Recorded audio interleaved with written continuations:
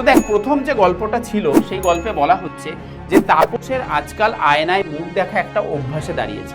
একটু বয়স, এইরকম বয়স হলেই আমরা কিন্তু ঠিকঠাক লাগছে তো, এই চুল টুল ঠিক আছে তো, তোরা হয়তো ভাবতে পারিস যে স্যার এইটা তো নালিকা, আপনি বললেন নালিকা নেই।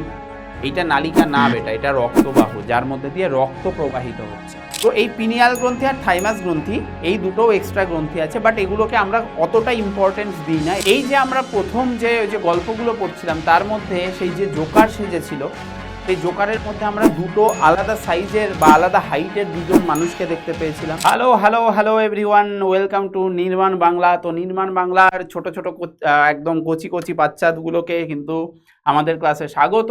এবং আজকে আমরা লাইফ সায়েন্সের পড়তে চলেছি। তোদের সবার অপেক্ষা ছিল, লাস্ট 7th চ্যাপ্টার গেছে, সেই ভিডিওর কমেন্টেও অনেকে লিখেছিস যে স্যার 9th চ্যাপ্টারটা কিন্তু নিয়ে আসুন। 9th চ্যাপ্টারটা অনেকের ফাইনালে তো অবশ্যই আছে এবং খুব ইম্পর্ট্যান্ট একটা chapter. Important in the sense, মানে তোরা এই চ্যাপ্টারটা যদি পড়িস, এই চ্যাপ্টারটা যদি এখন ভালো করে ক্লিয়ার করিস এবং সঞ্জয় স্যার থেকে ক্লিয়ার করিস, তোদের আশা করি মাধ্যমিকে আবার সেই সেম জিনিসগুলো সঞ্জয় স্যারের মুখ থেকে শুনতে হবে। কারণ এই চ্যাপ্টারটা খুব ইম্পর্ট্যান্ট একটা টপিক হিসেবে আমাদের ক্লাস 10-এ আছে।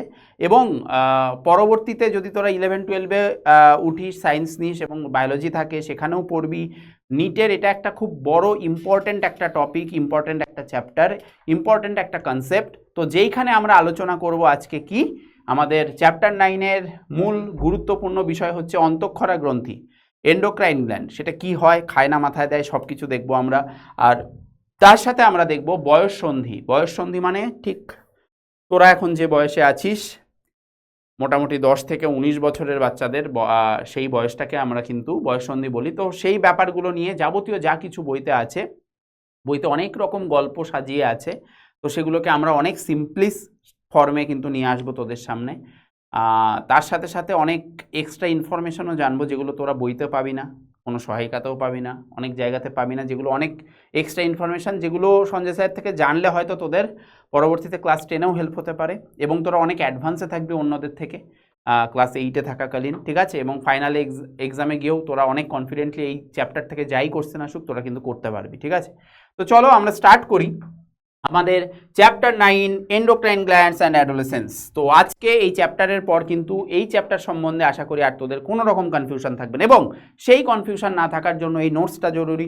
এই নোটসটা পেতে গেলে বা এই সংক্রান্ত যদি ওয়ার্কশিট আমরা প্রত্যেকটা চ্যাপ্টার ওয়াইজ বা প্রত্যেকটা চ্যাপ্টার এখন যেহেতু ওয়ান শট চলছে, তো সেগুলোর ওয়ার্কশিটও দেওয়া হচ্ছে, যেখানে অনেক ইম্পর্ট্যান্ট কোশ্চেন থাকছে, সব ধরনের কোশ্চেন যেগুলো এক্সামে আসার মতো। তো সেই ওয়ার্কশিটও যদি পেতে হয় এবং এই কন্টেন্টের বা এই যে ক্লাসের জন্য নোটস পেতে চাস, ঠিক আছে, তাহলে কিন্তু তোদের যারা যারা পিডাব্লিউ অ্যাপ জয়েন করিসনি, পিডাব্লিউ অ্যাপ নামা এবং সেখানে এই যে তোদের মোবাইল নাম্বার আছে, যে মোবাইল নাম্বার দিয়ে তোরা ইউজ করিস, সেটা দিয়ে ওটিপি দিয়ে সেটাকে লগ ইন করে নে এবং তারপর এই ব্যাচের নামটা সার্চ করবি নির্মাণ বাংলা, ঠিক আছে? নির্মাণ লিখলে আমাদের বদনগুলো চলে আসবে স্যার ম্যামদের।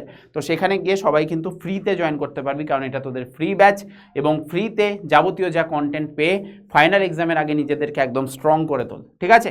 তো চলো আমরা স্টার্ট করি বেটা। তো টপিকস টু বি কভার্ডে আমরা আজকে মেইনলি দুটো জিনিস নিয়ে পড়তে চলেছি, যে দুটো জিনিস নিয়ে আমাদের এই চ্যাপ্টারটার নাম। একটা হচ্ছে অন্তঃক্ষরা গ্রন্থি, এবং সেই অন্তঃক্ষরা গ্রন্থি থেকে আমাদের কি নিঃসৃত হয়, এক ধরনের রাসায়নিক পদার্থ বা রাসায়নিক বার্তাবাহক বলা হয়, সেটাকে আমরা বলি নিঃসৃত হরমোন, মানে হরমোন নিঃসৃত হয়, ঠিক আছে? হরমোন নিঃসৃত মানে নিঃসরণ বা বেরোয় বা ক্ষরণ হওয়া। এর সাথে সাথে আমরা আরেকটা যে টপিক নিয়ে আলোচনা করব সেটা হচ্ছে বয়ঃসন্ধিকালে তোদের এই যে বয়সটায় কি কি পরিবর্তন আসতে চলে, যত বয়স এগোবে তত কি কি পরিবর্তন আসতে চলে এবং এই বয়ঃসন্ধি সময়কালটা কি, সেগুলো সম্পর্কে কিন্তু আমরা ডিটেলসে আলোচনা করব। তো চলো আমরা স্টার্ট করি আমাদের প্রথম টপিক দিয়ে, অন্তঃক্ষরা গ্রন্থি জিনিসগুলো কি। তো সেই অন্তঃক্ষরা গ্রন্থিতে যাওয়ার আগে তোদের বইতে দেখবে এইরকম ছোট্ট ছোট্ট কিছু গল্প দেওয়া আছে, ছোট ছোট কিছু গল্প দেওয়া হয়েছে। যদিও এখানে তোরা হয়তো যেহেতু এগুলোর স্ক্রিনশট নেওয়া হয়েছে তাই হয়তো অতটা স্পষ্ট দেখতে পাবি না, বাট কোনো ব্যাপার না। আমি এইগুলোর মেইনলি দেখ এখানে টপিকের নামটা কি লিখেছি, যে গল্পের যা যা গল্প দেওয়া হয়েছে সেগুলোর আমরা এখানে কি করব, সামারি দেখব, সার কথা, মানে এই গল্পগুলো পড়ে আমাদের আসলে কি আমরা কি বুঝতে পারছি এই গল্পগুলো থেকে, ঠিক আছে? সেটা হচ্ছে আমাদের মেইন জানার বিষয়। তো দেখ, প্রথম যে গল্পটা ছিল সেই গল্পে বলা হচ্ছে যে তাপসের আজকাল আয়নায় মুখ দেখা একটা অভ্যাসে দাঁড়িয়েছে। একটু বয়স, এইরকম বয়স হলেই আমরা কিন্তু ঠিকঠাক লাগছে তো, এই চুল টুল ঠিক আছে তো, এই সব করতে শুরু করি। ঠিক আছে, তো একটু আয়নায় মুখ দেখার অভ্যাস হয়ে গেছে, যেটা তোদের মধ্যেও অনেকের হয়তো দেখা যায়। তাপস এখানে ব্যক্তিত্ব, এবং সে কি করে, সকালে স্কুলে যাওয়ার আগে বেশ পরিপাটি করে চুল আঁচড়ায়। মা একটু বকাবকিই করেন আয়নার সামনে বেশিক্ষণ দাঁড়ায় বলে, কিন্তু তা বলে তাপস ওর অভ্যাসটা কিন্তু ছাড়ে না, রোজ আয়নায় নিজেকে দেখে। ওর ইদানিং, এই পয়েন্টটা খুব ইম্পর্টেন্ট, যেটা ব্লু কালার দিয়ে লেখা আছে, ইদানিং গোফের রেখা দেখা যাচ্ছে এবং গলার স্বরেরও কিন্তু খানিকটা বদল ঘটেছে। ঠিক আছে, তাহলে এখানে আমরা দুটো জিনিস পেলাম, একটা কি, গোফের হালকা হালকা রেখা দেখা যাচ্ছে। অনেকের মধ্যেই, তোদের মধ্যে যারা এই ভিডিওটা দেখছিস, অনেক ছেলেদের মধ্যেই কিন্তু এই জিনিসটা হয়তো এখন দেখা যাচ্ছে। ঠিক আছে, আবার তার গলার স্বর, যেটা হয়তো 6-7 বছর বা জন্মের পর থেকে ছিল যে ভয়েসটা, সেই ভয়েসের যে ব্যাপারটা সেটা কিন্তু চেঞ্জ হচ্ছে, একটু হালকা ভারী ভারী গলার আওয়াজ, এইরকম একটা ব্যাপার কিন্তু দেখা যাচ্ছে। ঠিক আছে, তাহলে এখানে আমরা একটা চেঞ্জ দেখতে পেলাম, তাই না, তাপসের মধ্যে। তাপস মাকে বলে, মা ওরকমভাবে বকো না, দেখছো না আমি বড় হয়ে গেছি। ঠিক আছে, তো বড় হয়ে গেছে, তাই বড় হওয়ার যে কিছু কিছু বৈশিষ্ট্য, আমরা সেটা কিন্তু এই গল্প 1-এ একটা বৈশিষ্ট্য আমরা পেলাম, যেখানে কি হচ্ছে, গোফের রেখা দেখা যাচ্ছে, এবং তার সাথে সাথে আরেকটা জিনিস হচ্ছে, সেটা হচ্ছে গলার ভয়েস ভার হচ্ছে, ধীরে ধীরে চেঞ্জ হচ্ছে গলার ভয়েস। ঠিক আছে, এটা হচ্ছে আমাদের গল্প 1-এর সার কথা। গল্প 2 এর ক্ষেত্রে আমরা কি দেখছি বেটা, যে আজ স্কুলের বার্ষিক ক্রীড়া প্রতিযোগিতার দিন, অসিত অন্যদের সঙ্গে দৌড়বে। ঠিক আছে, দৌড় প্রতিযোগিতা হবে। বাঁশি বাজতেই সব প্রতিযোগী মাঠের ধারে লাইন বরাবর দাঁড়িয়ে পড়ল। দ্বিতীয় বাঁশি বাজতেই দৌড় শুরু। প্রাণপণে দৌড়ে অসিত যখন দড়ি ছুলো, দেখলো ও প্রথম হয়েছে। ঠিক আছে, ফার্স্ট হয়েছে রেসে। অসিত কথা বলতেই পারছিল না, বুকের হৃৎপিণ্ডটা, ঠিক আছে, খুব জোরে জোরে ধুকপুক ধুকপুক করছে, ভীষণ সে হাঁপাচ্ছিল। ঠিক আছে, খুব হাঁপাচ্ছে যেহেতু দৌড়েছে, এবং দরদর করে ঘাম ঝরছিল। জিভটাও কিন্তু ধীরে ধীরে শুকিয়ে এসছে। একটুখানি বসতেই আস্তে আস্তে ধীরে ধীরে কিন্তু সেই যে অবস্থা, হৃৎপিণ্ড ধুকফুক করা, তারপর সে হাঁপাচ্ছিল, তারপর জিভ শুকিয়ে আসছিল, এই ব্যাপারটা কিন্তু ধীরে ধীরে আবার কমেও গেল। তো এখানে আমাদের কয়েকটা বৈশিষ্ট্য দেখা গেছে, যেখানে অসিত দৌড় প্রতিযোগিতায় ফার্স্ট হওয়ার পর তার এই কয়েকটা যে কন্ডিশন, সেটা কিন্তু সে বুঝতে পারছে। তো এগুলো কেন হচ্ছে সেগুলো আমরা পরবর্তীতে বলছি, আগে গল্পগুলোর মেইন জায়গাগুলো দেখে নিই। গল্প 3-তে দেখ কি বলছে, সুজাতা তার বাবার সঙ্গে সার্কাস দেখতে গিয়েছিল, খুবই ভালো লেগেছিল ওর। তবে দুজন মানুষকে ওর সবচেয়ে ভালো লেগেছিল, যার মধ্যে একজন হচ্ছে খাটো রনি। ঠিক আছে, এই যে বাচ্চাটা সেজেছে, জোকার সেজেছে, তো এ হচ্ছে সাইজে ছোট, খাটো, এবং অন্যজন রনির বন্ধু, বিশাল লম্বা টনি। তাহলে এখানে রনি টনির গল্প হচ্ছে। ঠিক আছে, যার মধ্যে রনি হচ্ছে নাটা বা হাইটে ছোট, আর টনি কিন্তু সাইজে মানে হাইটে কিন্তু অনেকটা লম্বা। মনে হয় টনি যেন পায়ে রন পা পড়ে আছে। সুজাতা অবাক হয়ে গিয়েছিল, এরকম খাটো আর এরকম লম্বা মানুষও কি হতে পারে? মানে ধর এই দুজনের বয়স সেম, কিন্তু একজন একটু হাইটে ছোট আর একজন খুব লম্বা। ঠিক আছে, তো এই রকম কন্ডিশন দেখতে পেলো, এবং এই দুজনকে দেখে ওর খুব ভালো লেগেছিল। তো একই বয়স হওয়া সত্ত্বেও এই দুজনের এই উচ্চতার ডিফারেন্স বা উচ্চতার পার্থক্যটা কেন হচ্ছে, সেটা একটা কথা, সেটা আমরা দেখব। গল্প 4 বলছে, রাবেয়া মায়ের সঙ্গে মেলায় বেড়াতে গিয়েছিল, ঘুরতে ঘুরতে খুব জল তেষ্টা পেয়েছিল, মাকে বলল সে কথা। তখন তিনি রাবেয়াকে শরবত কিনে দিলেন, দোকানদারকে শরবতে চিনি মেশাতে বারণ করলেন। রাবেয়া মাকে শরবতে চিনি দিতে না বলার জন্য চাপ দিল না। রাবেয়া জানতো যে ওর চিনি খাওয়া একদম বারণ, তাই ও একেবারেই মিষ্টি খায় না। আজকাল খুব অল্পেই হাঁপিয়ে যায়, কোথাও যদি কেটেও যায় সেই কাটা ঘা কিন্তু সহজে শুকোতে চায় না।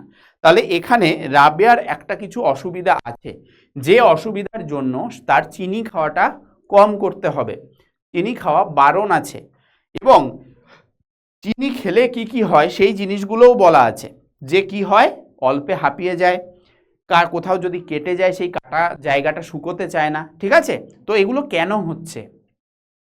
গল্প 5 আজকাল চায়নার খুব ঘুম পায়, সেদিন তো ক্লাসের মধ্যেই ঘুমিয়ে পড়েছিল সে, তার জন্য দিদির কাছে খুব বকুনিও খেয়েছে।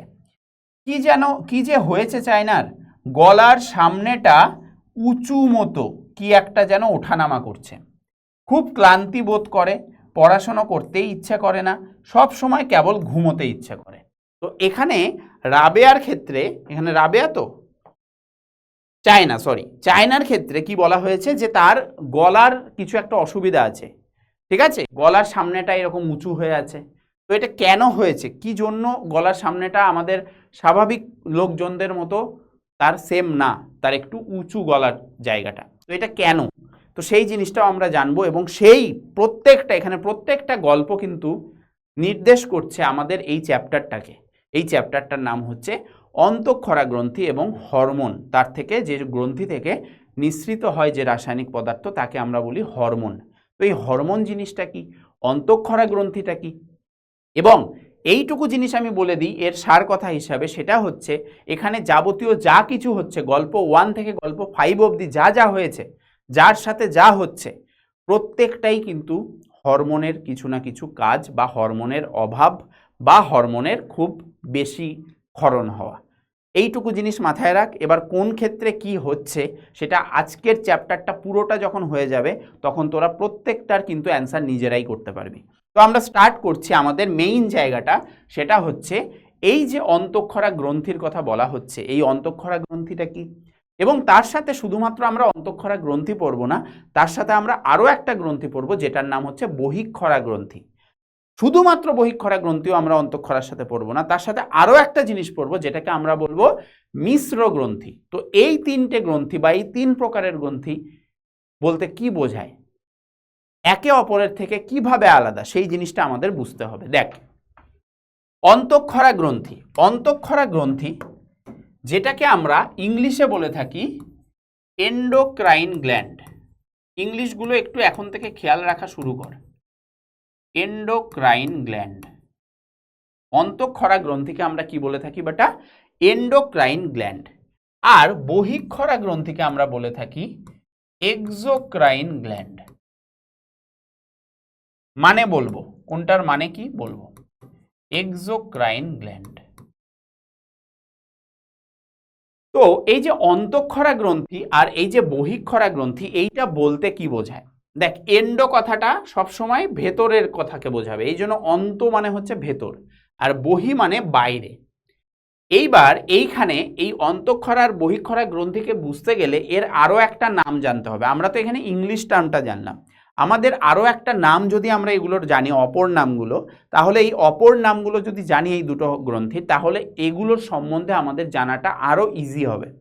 যেমন ধর, অন্তঃক্ষরা গ্রন্থিকে আমরা আরও একটা কথায় কি বলে থাকি, সনাল গ্রন্থি, সরি অনাল গ্রন্থি, অনাল গ্রন্থি। অন্তঃক্ষরা গ্রন্থিকে আমরা কি বলছি বেটা, অনাল গ্রন্থি। আর বহিঃক্ষরা গ্রন্থি, যেটার ইংলিশ এক্সোক্রাইন গ্ল্যান্ড, এটাকে আমরা বলি স্বনাল গ্রন্থি, স্বনাল গ্রন্থি। আজকে অনেক কিছু এক্সট্রা জানবি যদি এই ক্লাসটা একদম শুরু থেকে ভালো করে করিস, এবং যদি সেগুলো নেওয়ার ইচ্ছা তোর মধ্যে থাকে, এখন থেকেই যদি সেই ইচ্ছাটা থাকে, পরবর্তীতে কিন্তু আরও অনেক ইজি হবে, ঠিক আছে। তো দেখ ভালো করে, অনাল গ্রন্থি আর স্বনাল গ্রন্থি অন্তঃক্ষরা আর বহিঃক্ষরাকে যথাক্রমে বলা হয়। কেন বলা হয়, দেখ, অনাল গ্রন্থি মানে হচ্ছে অ, মানে হচ্ছে অনুপস্থিত। এই যে অনালের অ, এই অনালের অ মানে হচ্ছে কি, এই অনালের অ মানে হচ্ছে অনুপস্থিত, মানে নেই, অনুপস্থিত। আর এই যে নাল, এই নাল মানে হচ্ছে নালিকা। তার মানে যে গ্রন্থিতে কোনো প্রকার নালিকা থাকে না, যে গ্রন্থিতে কোনো প্রকার নালিকা থাকে না, তাদেরকে আমরা কি গ্রন্থি বলি, অনাল গ্রন্থি বলি বা অন্তঃক্ষরা গ্রন্থি বলি। যে গ্রন্থিতে কোনো প্রকার নালিকা বর্তমান নেই সেটাকে। সেম ভাবে আমরা যদি স্বনাল গ্রন্থি বলি, তাহলে স যে ওয়ার্ডটা, এটা পজিটিভ একটা ওয়ার্ড বোঝায়, তার মানে এটা আমরা উপস্থিত বলছি বা বর্তমান আছে, এইরকম কিছু বোঝাচ্ছি। আর নাল মানে তো নালিকা, তার মানে স্বনাল গ্রন্থি আমরা কাকে বলবো, যে গ্রন্থিতে নালিকা বর্তমান, যে গ্রন্থিতে নালিকা বর্তমান থাকে তাকে আমরা বলছি স্বনাল গ্রন্থি। ছবিটাই যদি দেখিস খেয়াল করে, তাহলে এখানে তোরা ক্লিয়ারলি দেখতে পাবি যে এই যে গ্রন্থিটা, এই অনাল গ্রন্থি বা অন্তঃক্ষরা গ্রন্থির কোষগুলো কোনগুলো বলতো? এইগুলো হচ্ছে সেই গ্রন্থিগুলোর কোষ। এগুলো হচ্ছে অন্তঃক্ষরা গ্রন্থি কোষ। দেখ এখানে লিখেছে এন্ডোক্রাইন সেল, এগুলো হচ্ছে অন্তঃক্ষরা গ্রন্থি কোষ। অন্তঃক্ষরা গ্রন্থি কোষ, যে কোষ থেকে কি বেরোয়? হরমোন বেরোয়। এবং দেখ এই কোষগুলোর সাথে তোরা হয়তো ভাবতে পারিস যে স্যার এইটা তো নালিকা, আপনি বললেন নালিকা নেই।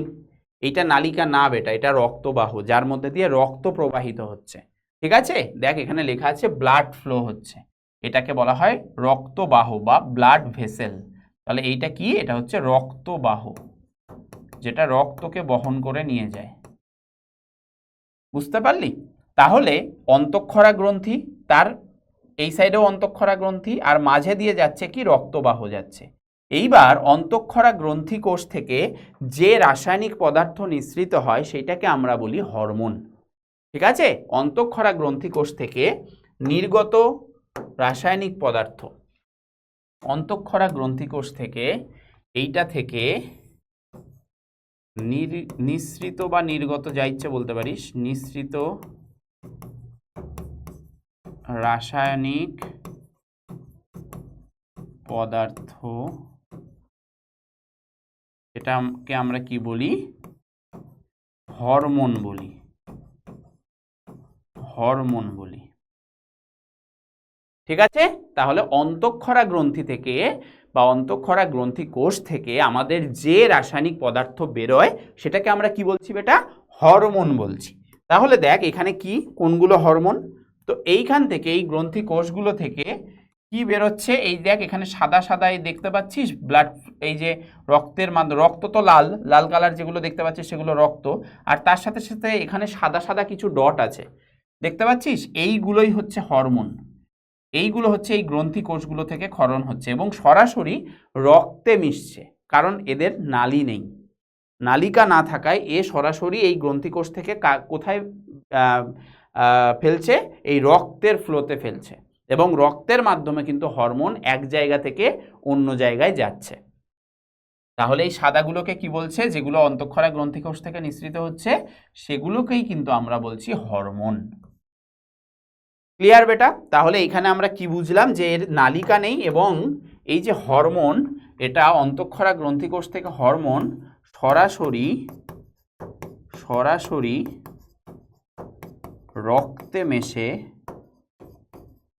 রক্তে মেশে এবং দূরবর্তী স্থানে দূরে বাহিত হয়। ঠিক আছে, রক্তের মাধ্যমে দূরবর্তী স্থানে বাহিত হয়ে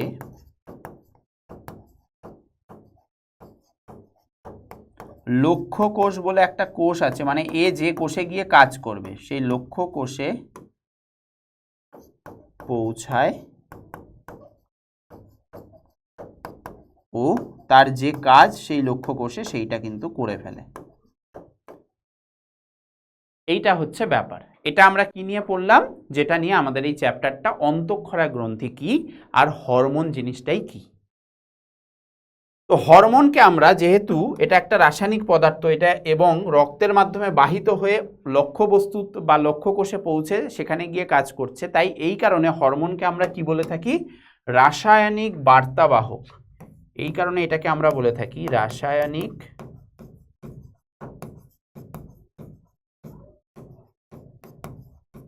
বার্তাবাহক।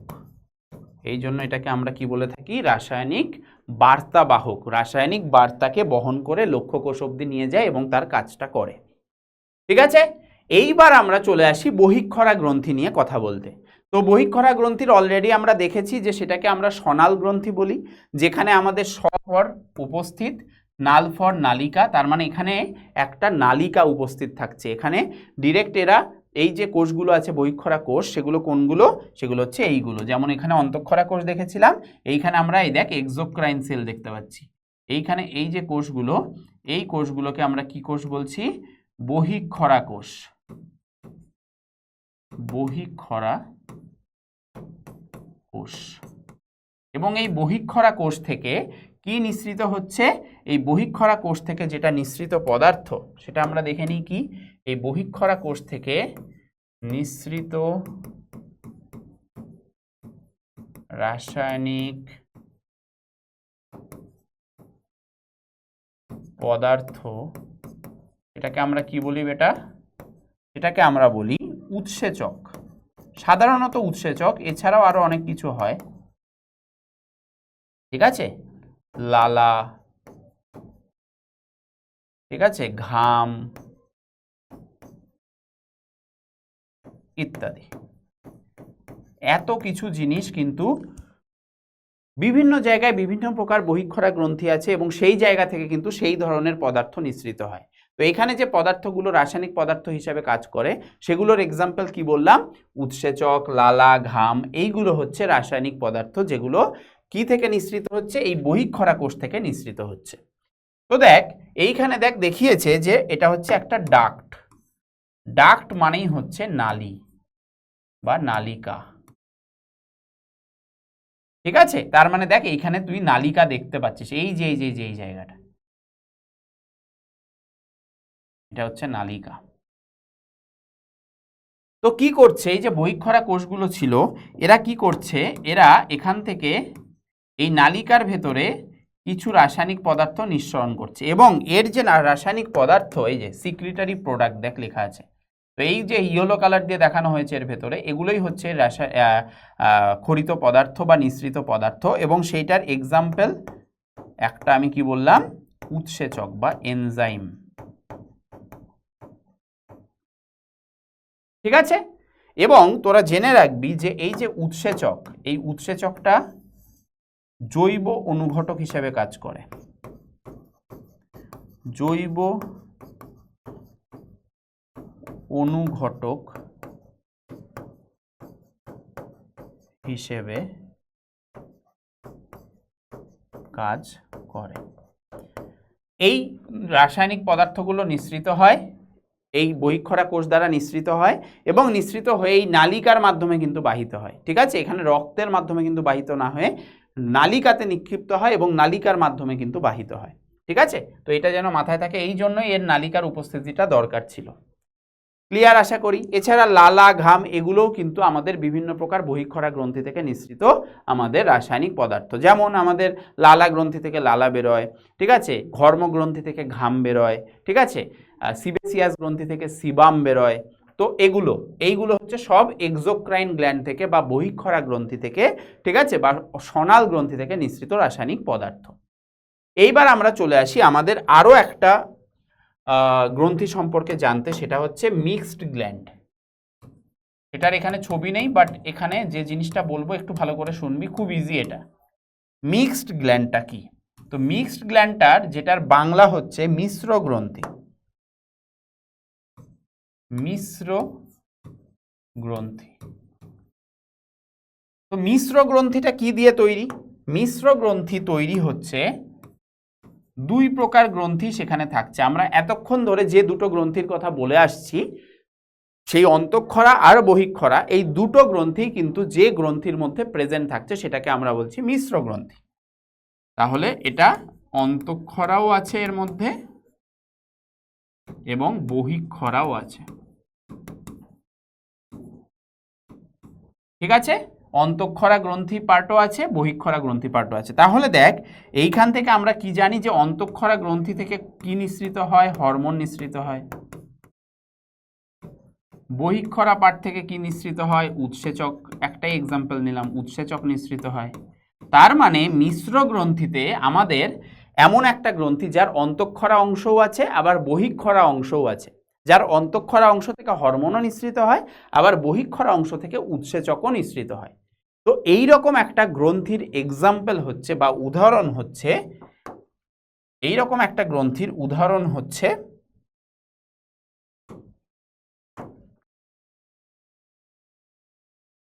তিন মহাশয়। এখন থেকেই মাথায় রাখবি, বইতে একটাই লেখা থাকবে অগ্নাশয়, কিন্তু ক্লাস 10-এ উঠতে উঠতে তোরা জেনে যাবি যে তিনটে গ্রন্থিকে আমরা জেনারেলি মিশ্র গ্রন্থি বলতে পারি। তার মধ্যে সবচেয়ে প্রধান বা সব জায়গায় যে নামটা থাকে সেটাকে আমরা বলি প্যানক্রিয়াস বা অগ্নাশয়, ঠিক আছে?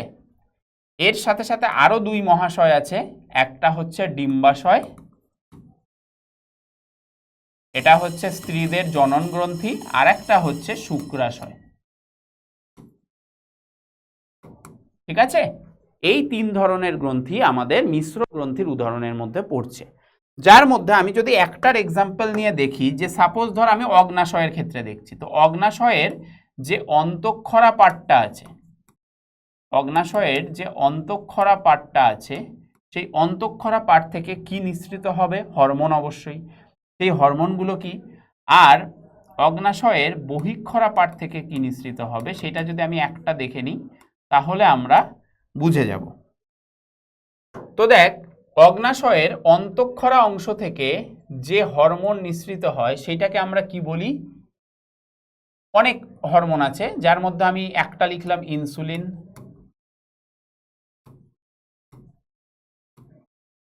গ্লুকাগন, আমরা পড়বো। ঠিক আছে, আমরা পড়বো এগুলো সম্পর্কে। ইনসুলিন, গ্লুকাগন এগুলো হচ্ছে হরমোন। এগুলো কি? এগুলো হচ্ছে হরমোন, যেটা কোথা থেকে নিঃসৃত হচ্ছে? অগ্নাশয় থেকে নিঃসৃত হচ্ছে। আর বহিঃক্ষরা যে পার্টটা আছে সেই পার্ট থেকে নিঃসৃত হয়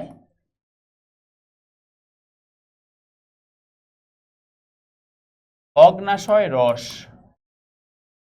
অগ্নাশয় রস, যেটা এক প্রকার উৎসেচকের কাজ করে। যেটা এক প্রকার কিসের কাজ করে বেটা? উৎসেচকের মতো কাজ করে। ক্লিয়ার? তাহলে এখানে আমরা কিন্তু দুটো জিনিসই দেখে নিলাম, যে হরমোন আর উৎসেচক দুটোই কিন্তু এখানে রিলিজ হচ্ছে বা বেরোচ্ছে বা নিঃসৃত হচ্ছে বা ক্ষরিত হচ্ছে। ঠিক আছে, তো সেই অন্তঃক্ষরা অংশ আর বহিঃক্ষরা অংশ দুটোই যেহেতু থাকছে আমাদের, সেই জন্য আমরা সেটাকে মিক্সড গ্ল্যান্ড বলছি বা মিশ্র গ্রন্থি বলছি। আশা করি এই স্লাইডটা ক্লিয়ার সবার। ঠিক আছে, চলো আমরা নেক্সট স্লাইডে যাই। নেক্সট স্লাইডে দেখ কি বলেছে, বলছে বিভিন্ন প্রকার অন্তঃক্ষরা গ্রন্থি। এইবার আমরা স্পেসিফিকভাবে অন্তঃক্ষরা গ্রন্থি সম্বন্ধে কিছু আলোচনা করব।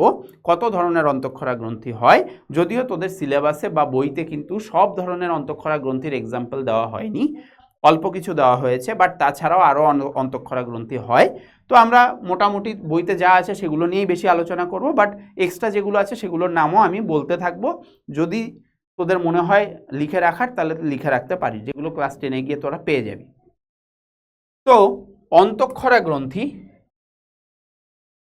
অন্তঃক্ষরা গ্রন্থি,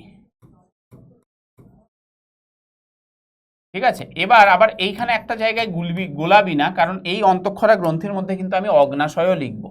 তো এটা আবার গোলাবি না স্যার, অন্তঃক্ষরা গ্রন্থি তো অগ্নাশয়কে তো আপনি মিশ্র গ্রন্থি বললেন, বাট এটা কোনো ব্যাপার না। মিশ্র গ্রন্থি আমরা অবশ্যই বলছি, কিন্তু আমরা অন্তঃক্ষরা গ্রন্থির পার্টও যেহেতু ওর মধ্যে থাকছে, সেই জন্য আমরা এর মধ্যে কিন্তু অগ্নাশয়টাকেও রাখবো। ঠিক আছে, সেটা কোনো ম্যাটার না, বাট তোদের যদি এক্সামে আসে যে অগ্নাশয় এক ধরনের কি গ্রন্থি, তখন কিন্তু তোরা মিশ্র গ্রন্থি লিখবি। আচ্ছা, অন্তঃক্ষরা গ্রন্থি, এখান থেকে এই গ্রন্থিগুলো কি কি আছে প্রথমত আমাদের সেইটা জানতে হবে। অন্তঃক্ষরা গ্রন্থি কি কি হয়, তো দেখ সবচেয়ে প্রধান যে অন্তঃক্ষরা গ্রন্থি, যে গ্রন্থি ছাড়া আমাদের বাকি গ্রন্থিগুলো হয়তো কাজ ঠিকঠাক করতে পারবে না, ঠিক আছে, সেটাকে আমরা সুপ্রিম কমান্ডার বলি, যেটার নাম হয়তো বইতে উল্লেখ নেই। তো সেইটাকে আমরা, সেটা ব্রেনে থাকে। ঠিক আছে, আমাদের ব্রেনে এক ধরনের গ্রন্থি থাকে যেটাকে আমরা বলি হাইপোথ্যালামাস। যে হাইপোথ্যালামাস আমাদের দেহের উষ্ণতা নিয়ন্ত্রণেও সাহায্য করে। তো সেই প্রথম যে গ্রন্থিটা সেটাকে আমরা বলি হাইপোথ্যালামাস, কিন্তু তোদের বইতে নেই হাইপোথ্যালামাস। দেখ আমার কাছে কোন বইটা আছে, আমার কাছে যেটা অনলাইনে অ্যাভেলেবেল আছে, মানে WBBSE আমাদের যে বোর্ড, বাংলা বোর্ড, সেই বোর্ডের যে ওয়েবসাইট আছে, সেই ওয়েবসাইটে আমি জানি সেটা বোধহয় 2018-19 এইরকম লাস্ট পাবলিকেশন। তো বই অবশ্যই আপডেট হয়েছে, এটা অবশ্যই জানিস তোরা, কারণ এর আগেও আমি যখন শুরুর দিকে ক্লাস করাচ্ছিলাম নির্মাণের, তো সেখানে কিন্তু আমার কিছু কিছু, যেমন কোভিড নাকি ইনক্লুড হয়েছিল, তো কোভিডটা আমি সেরকমভাবে বলে যাইনি। তো পরে আমি দেখলাম অনেক কিছু ইনক্লুড হয়েছে, বাট আমার কাছে নতুন বইটা নেই। নতুন বইটা থাকলে আমি সেগুলো কিন্তু পরবর্তীতে আপডেট করতে থাকবো, বাট আমি অনেকটা ডিটেলসেই বলছি, হয়তো থাকতেও পারে আপডেট বইতে হাইপোথ্যালামাস, তো আমি বলে যাচ্ছি। ঠিক আছে, তো প্রথমেই হচ্ছে হাইপোথ্যালামাস। ঠিক আছে, এই হাইপোথ্যালামাস সম্বন্ধে তুই দুটো জিনিস মাথায় রাখবি। এটাকে বলা হয় সুপ্রিম কমান্ডার, সুপ্রিম কমান্ডার বা প্রভু গ্রন্থির প্রভু গ্রন্থির প্রভু গ্রন্থি আমরা কাকে বলি? আমাদের এর পরে যে গ্রন্থিটা আসবে ব্রেনেই থাকে সেটাকে আমরা বলি পিটুইটারি গ্রন্থি। ঠিক আছে, সেটাকে আমরা মাস্টার গ্ল্যান্ড বা প্রভু গ্রন্থি বলি। ঠিক আছে, আচ্ছা, আর এইটা কি করে? এটা দেহের উষ্ণতা নিয়ন্ত্রণে সাহায্য করে।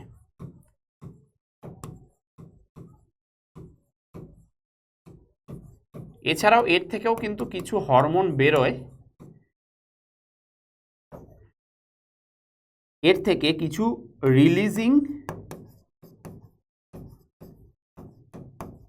ও ইনহিবিটিং মানে বাধা দেওয়া, আর কিছু রিলিজিং হরমোন যেগুলো অন্য গ্রন্থির হরমোন নিঃসরণ করতে সাহায্য করবে, সেইগুলো হরমোন কিন্তু বেরোয়।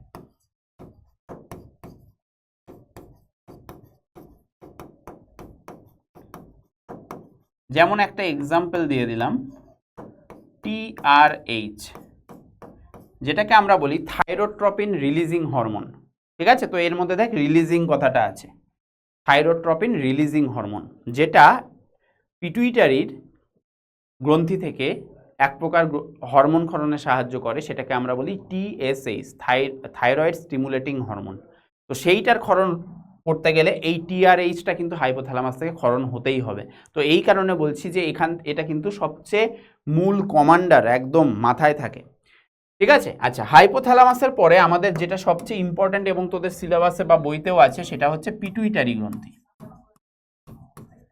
এটা হচ্ছে পিটুইটারি।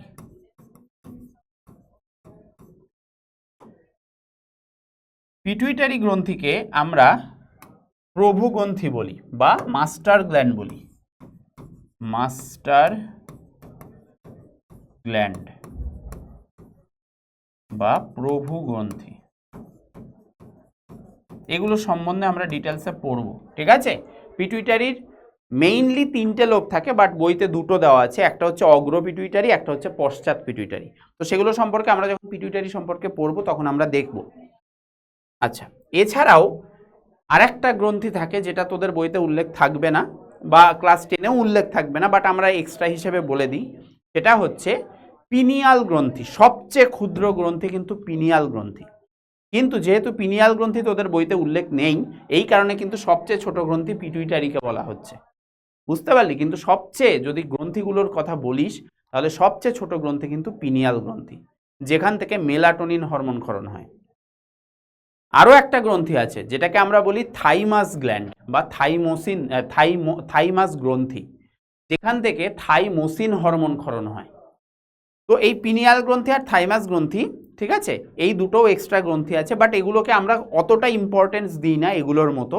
তো এই জন্য আমি ওই দুটো লিখছি না, বাট আমি মুখে বলে দিলাম, যদি তোদের লেখার হয় লিখে নিস, এবং সেখান থেকে কোন হরমোন নিঃসৃত হয় সেটাও আমি বলে দিয়েছি। আচ্ছা, এরপর যেটায় আসবো সেটা হচ্ছে আমাদের গলায় চলে আসবো। গলায় আমাদের আছে থাইরয়েড গ্রন্থি।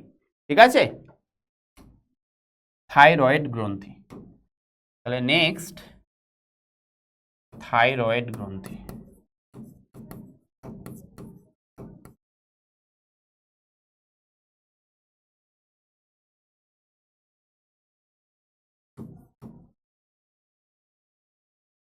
ঠিক আছে, থাইরয়েড গ্রন্থি। এরপর গ্রন্থির মধ্যে আছে অগ্নাশয় গ্রন্থি।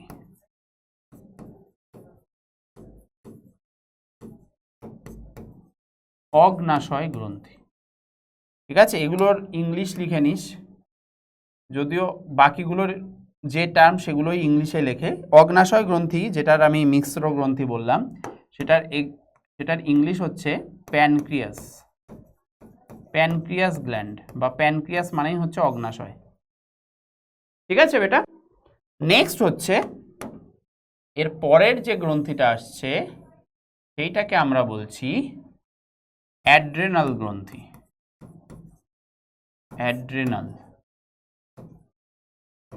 অ্যাড্রেনাল গ্রন্থি, ঠিক আছে। অ্যাড্রেনাল গ্রন্থিকে আমরা আরও একটা নামে চিনি, সেটা হচ্ছে সুপ্রারেনাল গ্রন্থি।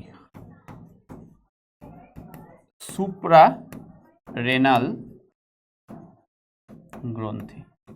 কেন? কারণ এই সুপ্রা কথাটার মানে হচ্ছে ওপরে, আর রেনাল কথাটার মানে হচ্ছে বৃক্ক বা কিডনি। তার মানে এই যে গ্রন্থিটা, এই গ্রন্থিটার অবস্থানটা কোথায় বেটা? কিডনির ঠিক ওপরে। ঠিক আছে, যেটা আমরা যখন ডিটেলস দেখবো সেখানে ছবি সহ দেখবো, তো বুঝতে সুবিধা হবে। দেখ, লাস্ট যে গ্রন্থিটা আমাদের আসছে সেটা হচ্ছে আমাদের জনন গ্রন্থি। যে গ্রন্থিগুলো আমাদের প্রজনন বা জনন কাজ বা রিপ্রোডাকশন যে প্রসেস, সেই প্রসেসের সময় কিন্তু কাজ করে।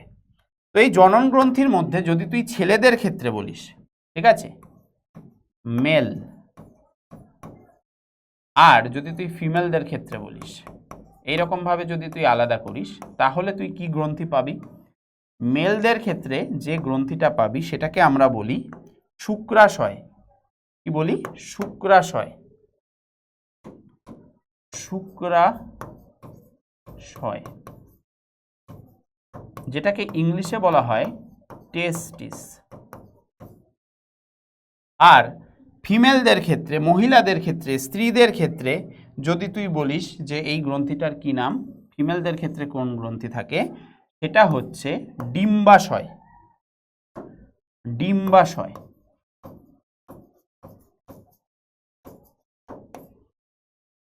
যেটাকে আমরা ইংলিশে বলি ওভারি। ওভারি। তো এই হচ্ছে তোদের অন্তঃক্ষরা গ্রন্থি, এবং সেই গ্রন্থিগুলোর সম্পর্কে কিন্তু এবার আমরা ডিটেলসে দেখব। তো এখানে আমরা আরো দুটো গ্রন্থির নাম বলেছিলাম, আমি লিখে দিচ্ছি। এটা হচ্ছে এক্সট্রা হিসেবে লিখে দিচ্ছি,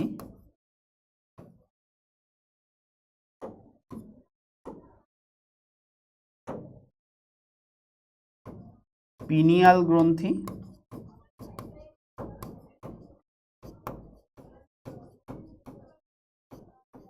এখান থেকে কোন হরমোন নিঃসরণ হয়? মেলাটোনিন।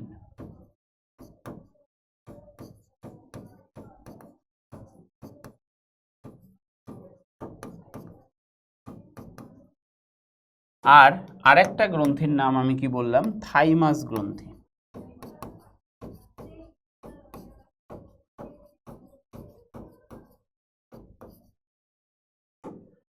সেটা থেকে যে হরমোন নিঃসরণ হয় সেটাকে আমরা বলি থাইমোসিন।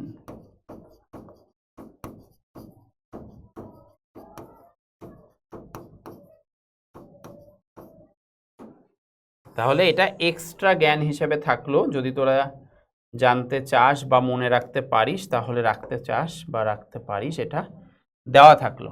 ঠিক আছে, এক্সট্রা হিসেবে। চলো এবার আমরা চলে আসি প্রত্যেকটা গ্রন্থির সম্পর্কে জানতে, এবং হাইপোথ্যালামাস যেটা নিয়ে আমি বলছিলাম সুপ্রিম কমান্ডার বলা হয়, সেটা সম্পর্কে কিন্তু আমরা অলরেডি আগের স্লাইডে কম বেশি যেটুকু লিখে দিয়েছি এইটুকু মাথায় রাখ। ঠিক আছে, ক্লাস 8 অবধি ঠিক আছে এইটুকু। এইবার আমরা চলে আসি প্রত্যেকটা গ্রন্থির সম্পর্কে ডিটেলসে জানতে। তো দেখ, প্রথমেই যে গ্রন্থি বলা হয়েছে সেটা হচ্ছে আমাদের পিটুইটারি গ্রন্থি, যেটাকে আমরা মাস্টার গ্ল্যান্ড বা প্রভু গ্রন্থি বলতাম, তাই তো? তো এই পিটুইটারি গ্রন্থির অবস্থানটা কোথায়? তো আমরা বললাম যে হাইপোথ্যালামাস, পিটুইটারি আর পিনিয়াল, এই তিনটে গ্রন্থি কিন্তু আমাদের কোথায় থাকে? ব্রেনে থাকে। তো আমাদের এই যে ব্রেন বা মস্তিষ্ক বলা হয়, এই ব্রেনের হাইপোথ্যালামাস হচ্ছে, দেখ কোনটা এখানে লেখা আছে, হাইপোথ্যালামাস, এইটা হচ্ছে হাইপোথ্যালামাস। আর হাইপোথ্যালামাসের ঠিক সাথে সংযুক্ত অবস্থায় এখানে ছোট্ট একটা গ্রন্থি থাকে, যে গ্রন্থিটাকে আমরা এইখানে দেখতে পাচ্ছি, সেইটা জুম করে দেখানো হয়েছে, যেটা তোরা দেখতে পাচ্ছিস এখানে এইরকম দুটো লোব দেখতে পাচ্ছিস, দুটো খণ্ডক দেখতে পাচ্ছিস, এইটা আর একটা এইটা। যদিও মাঝে আর একটা খণ্ডক থাকে, বাট সেটাকে কিন্তু এখানে ইগনোর করা হয়েছে তোদের বইতে। তো এইটা হচ্ছে আমাদের পিটুইটারি গ্রন্থি। তাহলে এটার যদি তোরা অবস্থান লিখতে দেয় যে পিটুইটারি গ্রন্থি কোথায় অবস্থান করে, শুধু মস্তিষ্ক লিখলে কিন্তু হবে না, স্পেসিফিকভাবে বলতে হবে, নির্দিষ্টভাবে বলতে হবে। তো কি লিখবি যদি আসে? তাহলে লিখবি মস্তিষ্কের মূল দেশে, প্রধান দেশ যেটা যে জায়গাটা বা মূল, সেই দেশে অবস্থিত দুটি খণ্ডক বিশিষ্ট, দুটি খণ্ডক বিশিষ্ট দেখতে পাচ্ছিস, এইটা একটা খণ্ডক, এইটা একটা খণ্ডক। তো প্রথম এই যে ওপরের খণ্ডকটা, ওপরের খণ্ডক কোনটা? এইটা। তো এই যে ওপরের খণ্ডকটা, এইটাকে বলা হয় অ্যান্টেরিয়র লোব বা অগ্র পিটুইটারি। গ্রন্থিটার নাম পিটুইটারি এবং ওপরের খণ্ডক ওপরে থাকছে, সামনে থাকছে, অগ্র পজিশনে থাকছে। অগ্র মানে সামনে থাকা, ঠিক আছে? তো সেই জন্য এটাকে আমরা বলছি অগ্র পিটুইটারি, ওপরের খণ্ডকে। আর নিচের এই যে খণ্ডকটা, এটাকে আমরা ইংলিশে বলি পোস্টেরিয়র লোব বা পোস্টেরিয়র পিটুইটারি। তো নিচের খণ্ডকটাকে আমরা বলি পশ্চাৎ। পোস্টেরিয়র মানে হচ্ছে পেছনে থাকছে, পশ্চাৎ পেছনে থাকছে, তো সেইটাকে আমরা বলবো পশ্চাৎ পিটুইটারি। তাহলে আমরা কি দেখলাম? মস্তিষ্কের মূল দেশে অবস্থিত দুটি খণ্ড বিশিষ্ট এই পিটুইটারি গ্রন্থিটা থাকছে, যে পিটুইটারি গ্রন্থির মেইন হচ্ছে দুটো খণ্ডক, একটা ওপরের দিকে থাকছে যেটাকে অগ্র পিটুইটারি বলছি, আর একটা নিচের দিকে থাকছে যেটাকে আমরা পশ্চাৎ পিটুইটারি বলছি। ঠিক আছে বেটা? এরপর কি বলছে দেখ, দুটি খণ্ড থেকে নানা রকম হরমোন, এই যে দুটো খণ্ড অগ্র পশ্চাৎ, এগুলো থেকে বিভিন্ন ধরনের হরমোন ক্ষরণ হয়, কারণ এগুলো অন্তঃক্ষরা গ্রন্থি আমরা বলেছি। তো এই যে দুটো খণ্ড, এখান থেকেও কিছু হরমোন ক্ষরণ হয়, এখান থেকেও কিছু হরমোন ক্ষরণ হয়। তো সেই হরমোনগুলোর ইন জেনারেল কিছু এক্সাম্পল তোদের বইতে দেওয়া আছে। যেমন একটা দেওয়া আছে এসটিএইচ, সেকেন্ড দেওয়া আছে টিএসএইচ, ঠিক আছে? এখানে আমি পশ্চাৎ পিটুইটারি থেকে নিঃসৃত একটা হরমোনের নাম লিখে দিয়েছি এডিএইচ। তো এইখানে যদি তোরা ডিটেলসে জানতে চাস যে কোন খণ্ডক থেকে কোন কোন হরমোন ক্ষরণ হয়, তাহলে আমি ডিটেলসে এখানে লিখতে পারি। যেমন ধর, যদি আমি বলি অগ্র পিটুইটারি থেকে, এই অগ্র পিটুইটারি থেকে কি কি হরমোন ক্ষরণ হচ্ছে, তো হরমোনস বলে লিখে দিলাম। কি কি হরমোনস ক্ষরণ হয় অগ্র পিটুইটারি থেকে? ACTH, adrenocorticotropic hormone. ACTH, adrenocorticotropic hormone.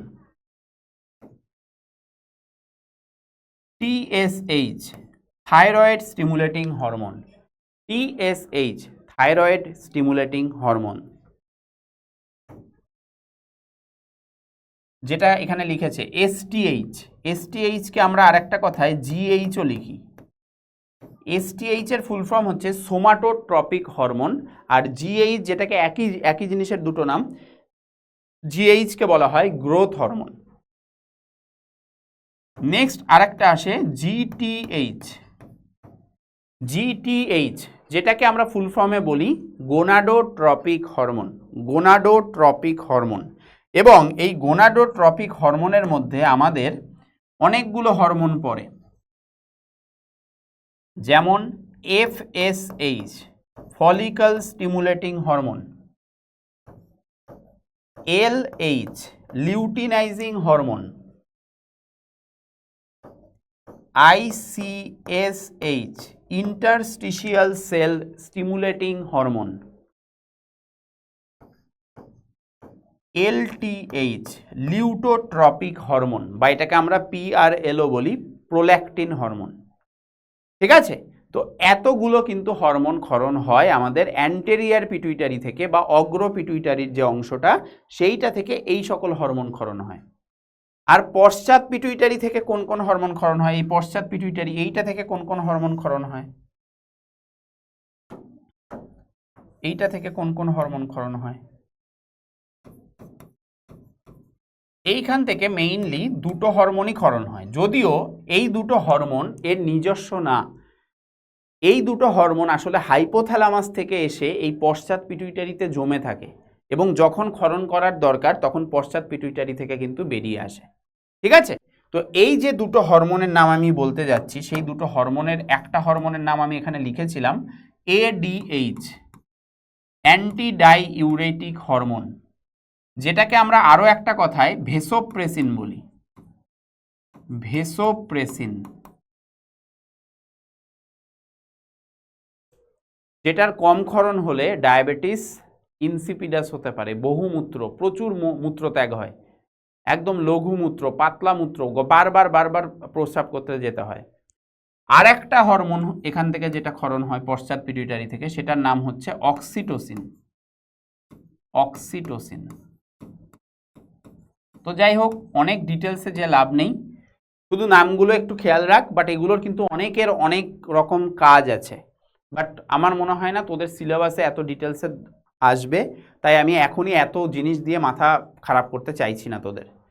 দেখ এখানে তোদের বইতে দুটো হরমোনের নাম দিয়ে তার কাজ লেখা আছে, দুটো হরমোনের নাম দিয়ে তার কাজ লেখা আছে। কি কি? একটা হচ্ছে এই এসটিএইচ, যেটাকে আমরা আরেকটা কথায় কি বলতাম, জিএইচ বলতাম, গ্রোথ হরমোন, সেইটার একটা এক্সাম্পল দেওয়া আছে।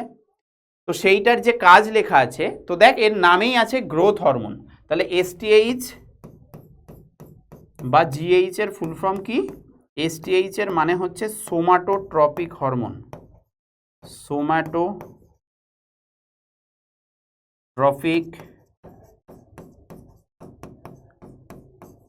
হরমোন। আর যদি জিএইচ এর ফুল ফর্ম চাস তাহলে গ্রোথ হরমোন। তো দেখ এর নামেই আছে গ্রোথ হরমোন, তার মানে গ্রোথ করাবে, তাই না? তো এই জন্য এটাকে বলছে বৃদ্ধি পরিপোষক হরমোন। এই কারণে এটাকে কি বলছে? বৃদ্ধি পরিপোষক বা বৃদ্ধি পোষক হরমোন। বৃদ্ধি ঘটাতে সাহায্য করে, প্রোটিন উৎপাদন বৃদ্ধি করে, এবং এই যে বৃদ্ধি ঘটায় এই পেশি আর হাড়ের বৃদ্ধির মাধ্যমে পুরো কিন্তু দেহের বৃদ্ধি ঘটাতে সামগ্রিকভাবে হেল্প করে। ঠিক আছে? তো এই যে আমরা প্রথম যে গল্পগুলো পড়ছিলাম তার মধ্যে সেই যে জোকার সেজেছিল, সেই জোকারের মধ্যে আমরা দুটো আলাদা সাইজের বা আলাদা হাইটের দুজন মানুষকে দেখতে পেয়েছিলাম, একজন খুব মানে বেটে আর একজন খুব লম্বা। তো এই জিনিসটা এর সাথে যুক্ত যে এই যে এসটিএইচ বা জিএইচ, এই যে গ্রোথ হরমোন, এইটার যদি কম ক্ষরণ হয়, যতটা ক্ষরণ হওয়ার দরকার তার থেকে কম ক্ষরণ হয়, তাহলে আমাদের ওই যে বেটে লোকটা সেই রকম অবস্থা হয়। ঠিক আছে? সে কিন্তু সাইজ বাড়বে না, তার হাড় পেশি এগুলোর বৃদ্ধি ঘটবে না, ফলে সামগ্রিকভাবে তার দেহের কিন্তু বা হাইটের কিন্তু বৃদ্ধি ঘটবে না। অপরদিকে আমাদের স্বাভাবিক যে হাইট, ধর আমার যে হাইটটা স্বাভাবিক, কিন্তু অনেকে আছে যেমন দ্য গ্রেট খালি, ঠিক আছে? তো তাদের ক্ষেত্রে কি হয়, এই গ্রোথ হরমোন বা সোমাটোট্রপিক হরমোন দরকারের চেয়ে প্রচুর পরিমাণে নির্গত হয় এবং তাদের ওই পেশি হাড় এগুলোর প্রচুর পরিমাণে বৃদ্ধি ঘটায়, যার ফলে অনেকটা লম্বা হয়ে যায়। ঠিক আছে? তো এইটা কিন্তু এরই কারণে হয়। তাহলে এইটার অভাব হলে যে কন্ডিশনটা হয় সেটাকে আমরা বলি বামনত্ব। বামনত্ব, ঠিক আছে? বেটে, বামনত্ব মানে বেটে হওয়া। আর এর যদি বেশি ক্ষরণ যদি হয়,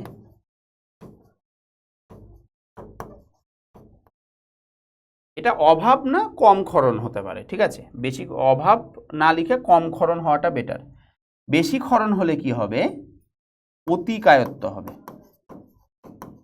জাইগ্যান্টিজম এটাকে বলে, ঠিক আছে? লম্বা দেহি হবে। এছাড়াও আমরা দেখি এই গ্রোথ হরমোনের বেশি ক্ষরণের ফলে অনেক সময় চোখ যে প্রকোষ্ঠে থাকে সেটা ঠিকরে বেরিয়ে আসে, মনে হয় সামনে একদম চোখ চলে এসছে, ঠিক আছে? এই রকম ব্যাপারও হয়, যেটাকে আমরা এক্সোপথ্যাল, যদিও ওটা আমাদের থাইরয়েডের মধ্যে, ওটা আমরা পরে বলছি, ঠিক আছে? আচ্ছা, তাহলে আমরা এটা কি বললাম? বামনত্ব আর অতিকায়ত্ব। আচ্ছা, এইবার আমাদের পরের যে হরমোনটার এখানে ব্যাপারটা লেখা আছে সেটাকে আমরা কি বলছি? টিএসএইচ।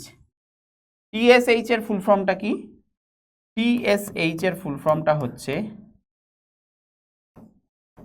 থাইরয়েড স্টিমুলেটিং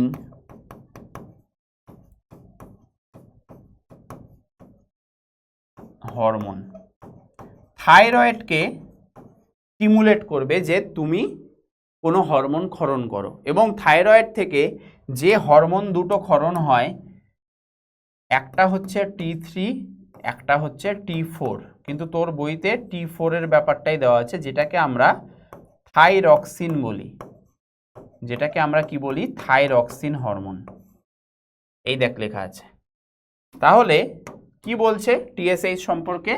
যে থাইরয়েড গ্রন্থির বৃদ্ধি নিয়ন্ত্রণ করে। এই যে আমাদের গলার ঠিক নিচে আমরা গ্রন্থি পড়বো, থাইরয়েড গ্রন্থি গলার ঠিক নিচে থাকে, তো সেই যে থাইরয়েড গ্রন্থি সেইটার কিন্তু বৃদ্ধি নিয়ন্ত্রণ করে। তাছাড়াও থাইরক্সিন হরমোন ক্ষরণে উদ্দীপনা যোগায়। থাইরক্সিন হরমোন যাতে ক্ষরণ হয় সেইটা ক্ষরণ করতে উদ্দীপনা যোগায় কিন্তু আমাদেরকে এই টিএসএইচ। এই টিএসএইচ এর নামেই দেখাচ্ছে থাইরয়েড স্টিমুলেটিং হরমোন। থাইরয়েড গ্রন্থিকে গিয়ে বলবে তুমি থাইরক্সিন হরমোনটা ক্ষরণ করো। বোঝা গেছে? এবং এই টিএসএইচ বা এই যে এইটার যদি অভাব ঘটে তাহলে আমাদের এই থাইরক্সিন হরমোনের ক্ষরণটাও কিন্তু ঠিকঠাক হবে না। এই কারণে এইটার অভাব ঘটলে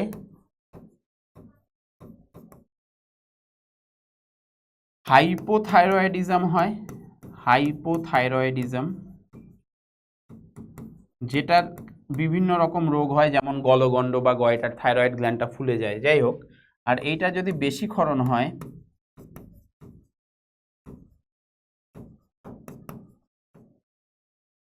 তাহলে হাইপার থাইরয়েডিজম হয়।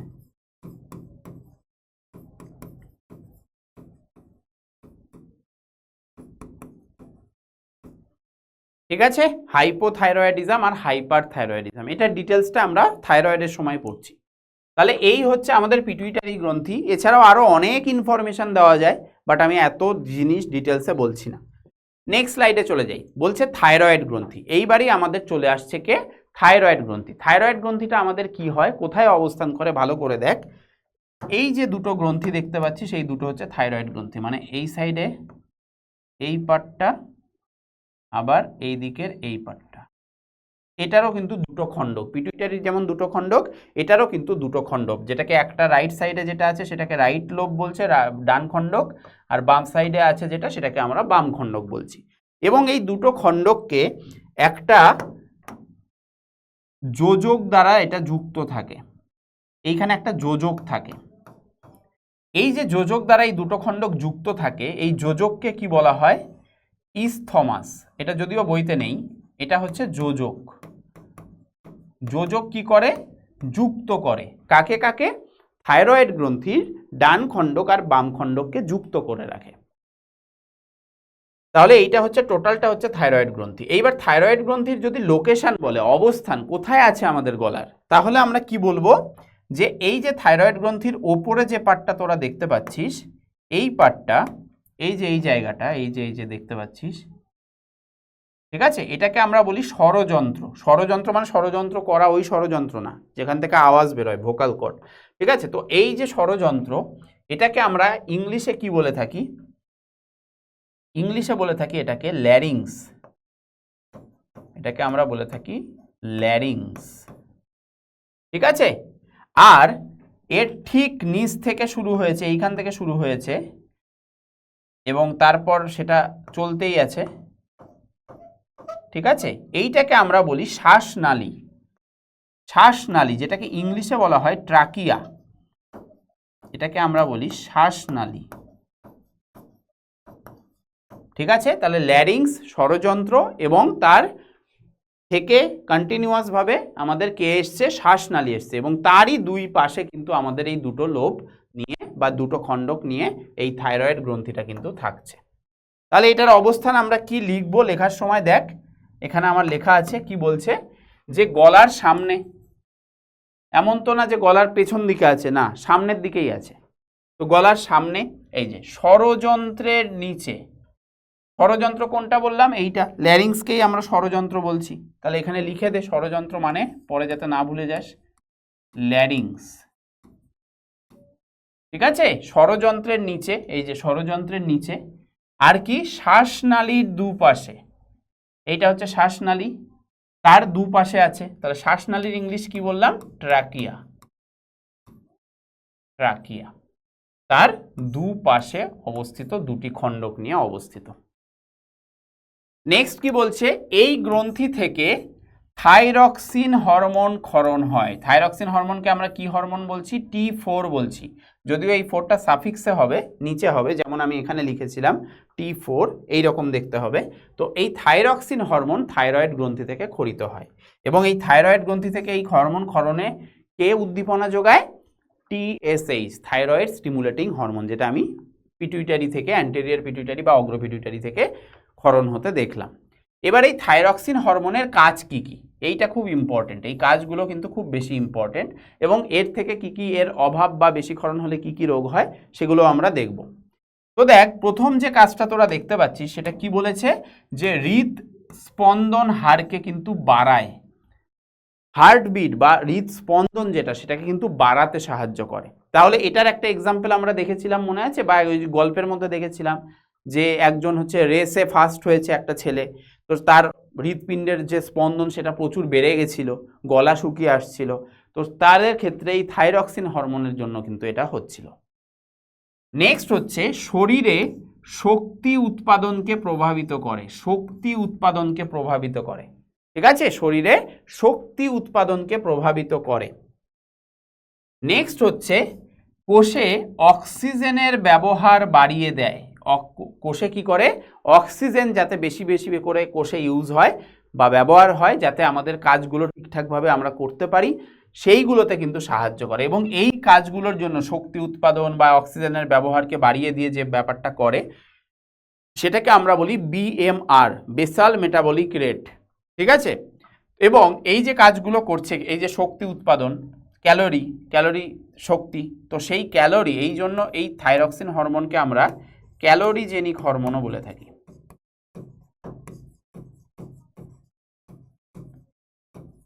বুঝলি কেন বললাম, এই যে শক্তি উৎপাদন করে এবং সেই শক্তি ব্যবহার হয় কোষে, এই জন্য আমরা এটাকে ক্যালোরিজেনিক হরমোনও বলে থাকি।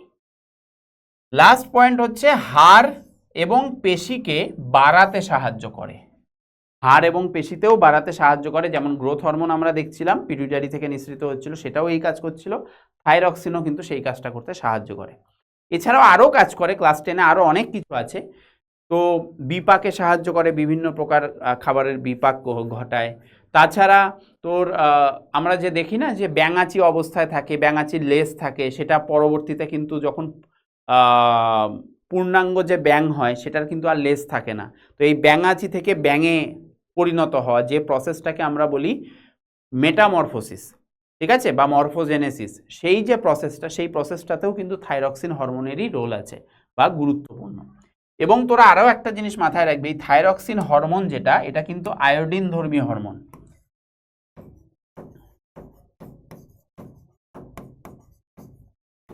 আয়োডিন ধর্মী হরমোন, আয়োডিন থাকে, আয়োডিন সমন্বিত হরমোন। এই কারণে এই যে T4 লিখেছিলাম, এই T4 এর ফুল ফর্ম জানিস তোরা? T4 এর ফুল ফর্ম হচ্ছে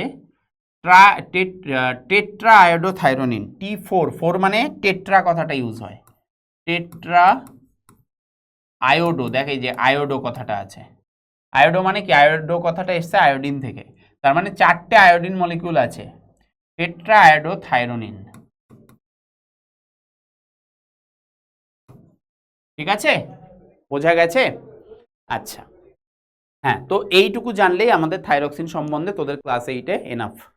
আচ্ছা, ও আরও একটা জিনিস, যেটা যদি এর অভাব বা বেশি ক্ষরণ হয় এইসবের জন্য, তো যদি থাইরক্সিনের অভাব যদি হয় তাহলে আয়োডিন কম হচ্ছে, আয়োডিন কমে যাচ্ছে, এর ফলে কি হয়, গলগণ্ড বা গয়টার রোগ হয়, গলগণ্ড বা গয়টার রোগ হয়। ওই গল্পগুলোর মধ্যে পড়েছিলি মনে আছে, যে গলার কাছটা ফুলে, লাস্ট গল্পতে ছিল গলার কাছটা ফুলে গেছিল, তো সেইটা কিন্তু এই থাইরক্সিনের জন্যই হচ্ছে, থাইরক্সিনের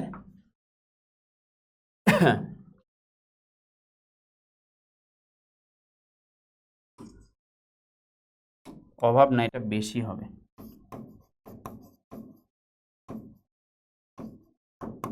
বেশি ক্ষরণ, ঠিক আছে, এইটা জেনে রাখ, বেশি ক্ষরণ হলে গলগণ্ড বা গয়টার রোগ হয়।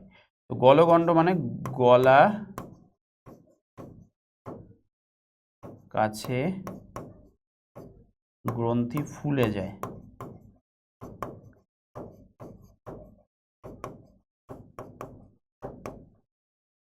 তো এই রোগটার নাম হচ্ছে গলগণ্ড বা গয়টার। এছাড়াও আরও একটা রোগ হয় যেখানে চোখ ঠিকরে বেরিয়ে আসতে চায়, যেটাকে আমরা এক্সোপথ্যালমিক গয়টার বলে থাকি, ঠিক আছে, চোখ ঠিকরে বেরিয়ে আসে, আর একটা হয় এক্সোপথ্যালমিক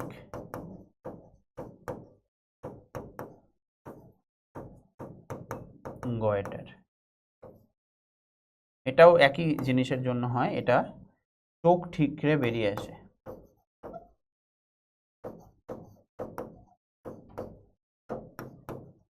দেখতেই ভয়ঙ্কর লাগে।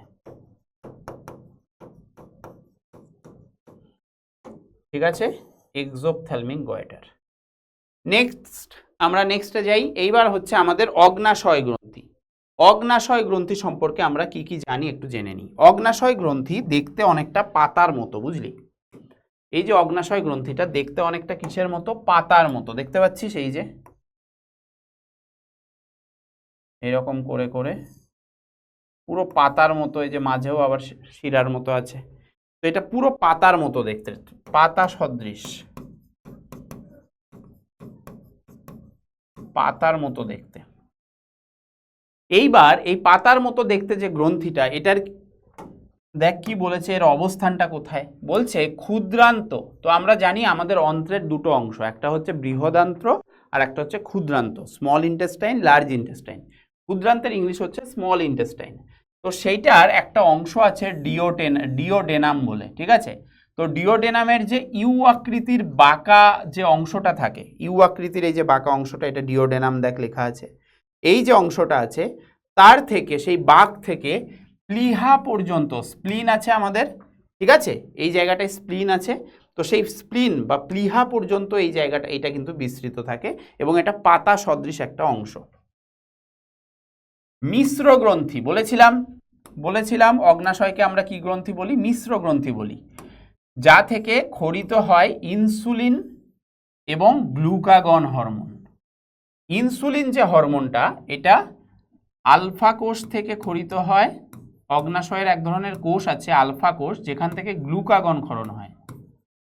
এই গ্লুকাগন রক্তে গ্লুকোজ বৃদ্ধি করে, রক্তে গ্লুকোজ বৃদ্ধি করে কোষে কম রাখে, ঠিক আছে? রক্তে গ্লুকোজের পরিমাণ বাড়িয়ে দেয়। আর বিটা কোষ থেকে ক্ষরণ হয় ইনসুলিন। এরা ঠিক একে অপরের অপোজিট কাজ করে, বিপরীত কাজ করে। ইনসুলিন কি করে? রক্তে গ্লুকোজ কমায়, কোষে গ্লুকোজ বাড়ায়, রক্তে গ্লুকোজ কমায়, ঠিক আছে? এই দুটো জিনিস যেন মাথায় থাকে। আলফা কোষ থেকে ক্ষরিত হয় অগ্নাশয়ের গ্লুকাগন, আর বিটা কোষ থেকে ক্ষরিত হয় ইনসুলিন। এইবার কি বলছে দেখ, এবার এখানে তোদের বইতে ইনসুলিন হরমোনের কিছু কাজ দেওয়া আছে। তো একটা জিনিস খেয়াল করবি, ইনসুলিন হরমোনের কাজ যদি তোরা জানিস, তাহলে এর ঠিক অপোজিট বা বিপরীত কাজগুলো কিন্তু আমাদের গ্লুকাগন করে। তো যেমন দেখ, ইনসুলিন হরমোন কি কাজ করছে? রক্তের সাহায্যে গ্লুকোজকে কোষে ঢুকতে সাহায্য করছে, যে কারণে আমি বললাম যে ইনসুলিন কিন্তু রক্তে গ্লুকোজ কমাবে, কোষে গ্লুকোজ বাড়াবে, তাই কোষে ঢোকাচ্ছে গ্লুকোজকে। এছাড়া কি করছে? গ্লুকোজকে যকৃৎ এবং পেশিতে গ্লাইকোজেন রূপে সঞ্চয় করে রাখে। ও কোনোভাবেই চাইবে না যে রক্তে গ্লুকোজের পরিমাণ বাড়ুক, ও যেখানে ইচ্ছা সেটাকে সঞ্চয় করে রাখতে চাইবে, গ্লুকোজ অবস্থায় রাখতেই চাইবে না। হয় কোষে সেটাকে ইউজ করছে, সেটা শক্তির উৎস জানিস তোরা, অথবা সেটাকে সঞ্চয় হিসাবে গ্লাইকোজেন রূপে যকৃৎ এবং পেশি কোষে সঞ্চয় করে রাখছে। এছাড়া কি করছে? প্রোটিন, ফ্যাট, এগুলোকে আমরা অশর্করা বলি, কারণ শর্করা হচ্ছে গ্লুকোজ, কিন্তু প্রোটিন আর ফ্যাটকে আমরা বলি অশর্করা। তো সেই অশর্করা থেকে শর্করা মানে গ্লুকোজ তৈরি করতে, এইটা করতে কিন্তু বাধা দেবে। এবং এই যে প্রসেসটা যেখানে কি হচ্ছে বেটা, অশর্করা থেকে শর্করা তৈরি হচ্ছে, যদিও সেটাকে আটকাচ্ছে ইনসুলিন, ঠিক আছে? তো এই যে প্রসেসটা, এই প্রসেসটাকে আমরা বলি নিওগ্লুকোজেনেসিস, নিওগ্লুকোজেনেসিস বা গ্লুকোনিওজেনেসিস, যে কোনো একটা বলতে পারিস, নিওগ্লুকোজেনেসিস বা গ্লুকোনিওজেনেসিস, যেখানে কি হচ্ছে? অশর্করা থেকে শর্করাতে কনভার্ট হচ্ছে। তো এই প্রসেসে সাহায্য করবে গ্লুকাগন, গ্লুকাগন এই কাজটা করতে দেবে, কিন্তু আটকাবে, এই কাজটা করতে আটকাবে বা বাধা দেবে ইনসুলিন। তার মানে ইনসুলিন নিওগ্লুকোজেনেসিস প্রসেসে কি করে, বাধা দেয়। এছাড়া অ্যান্টি ডায়াবেটিক হিসেবে কাজ করে, অ্যান্টি ডায়াবেটিক হরমোন হিসেবে কাজ করে, মানে ওই যে রক্তে গ্লুকোজের পরিমাণ কম রাখে, তাই ডায়াবেটিস রোগের সম্ভাবনা কিন্তু এই ক্ষেত্রে ইনসুলিনের জন্য কমে। যদি ইনসুলিনের অভাব হয়, ঠিক আছে, যদি ইনসুলিনের অভাব হয়, ইনসুলিনের অভাবে ডায়াবেটিস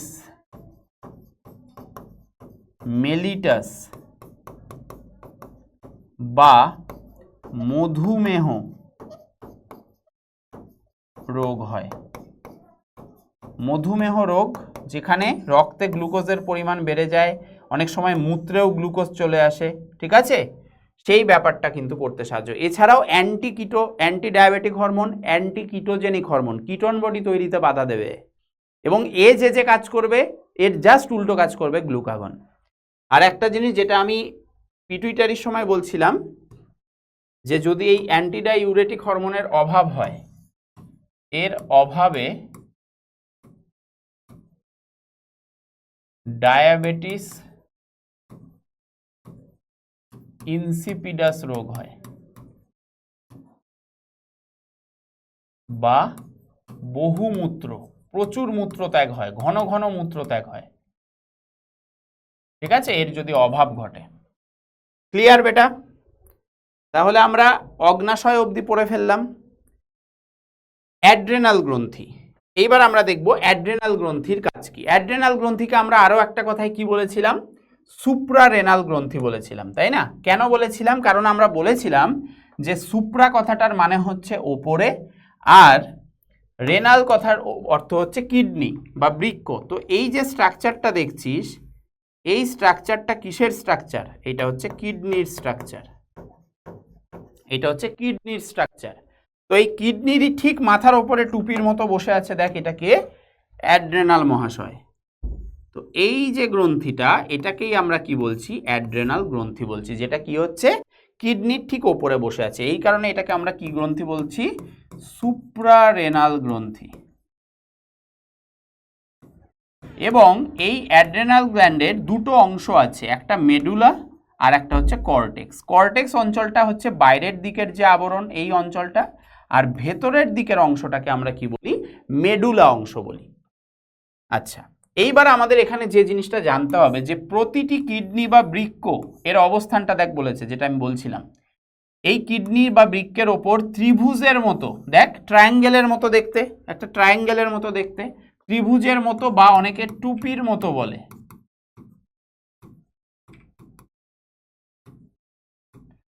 এক জোড়া, দেখ দুটো আছে, এই সাইডে একটা কিডনি আছে, হ্যাঁ, লেফট সাইডে, আর একটা রাইট সাইডে। তো এই জন্য তার দুটো কিডনির ওপরেই কিন্তু দুই সাইডে থাকছে, এই জন্য বলছে এক জোড়া গ্রন্থি অবস্থান করছে।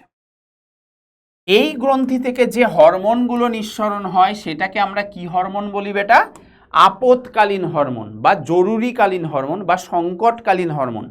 যেটা তোদের সংকটকালীন পরিস্থিতি, যে কোনো রকম পরিস্থিতি হতে পারে, যে পরিস্থিতিতে তোরা কি হতে পারে, ভয় পেতে পারিস, দ্বন্দ্ব, কারোর সাথে মারামারি হানাহানি, বা খুব আনন্দ পেয়ে গেছিস, ঠিক আছে, এই রকম বিভিন্ন রকম কন্ডিশনে কিন্তু আমাদের এই হরমোনটা নিঃসৃত হয়, এবং হরমোনটার নাম ঠিক গ্রন্থিটার নাম অনুযায়ী করা হয়েছে, যেটাকে আমরা বলছি অ্যাড্রেনালিন হরমোন। এটাকে আমরা এপিনেফ্রিন হরমোনও বলে থাকি, একই জিনিসকে বোঝায়।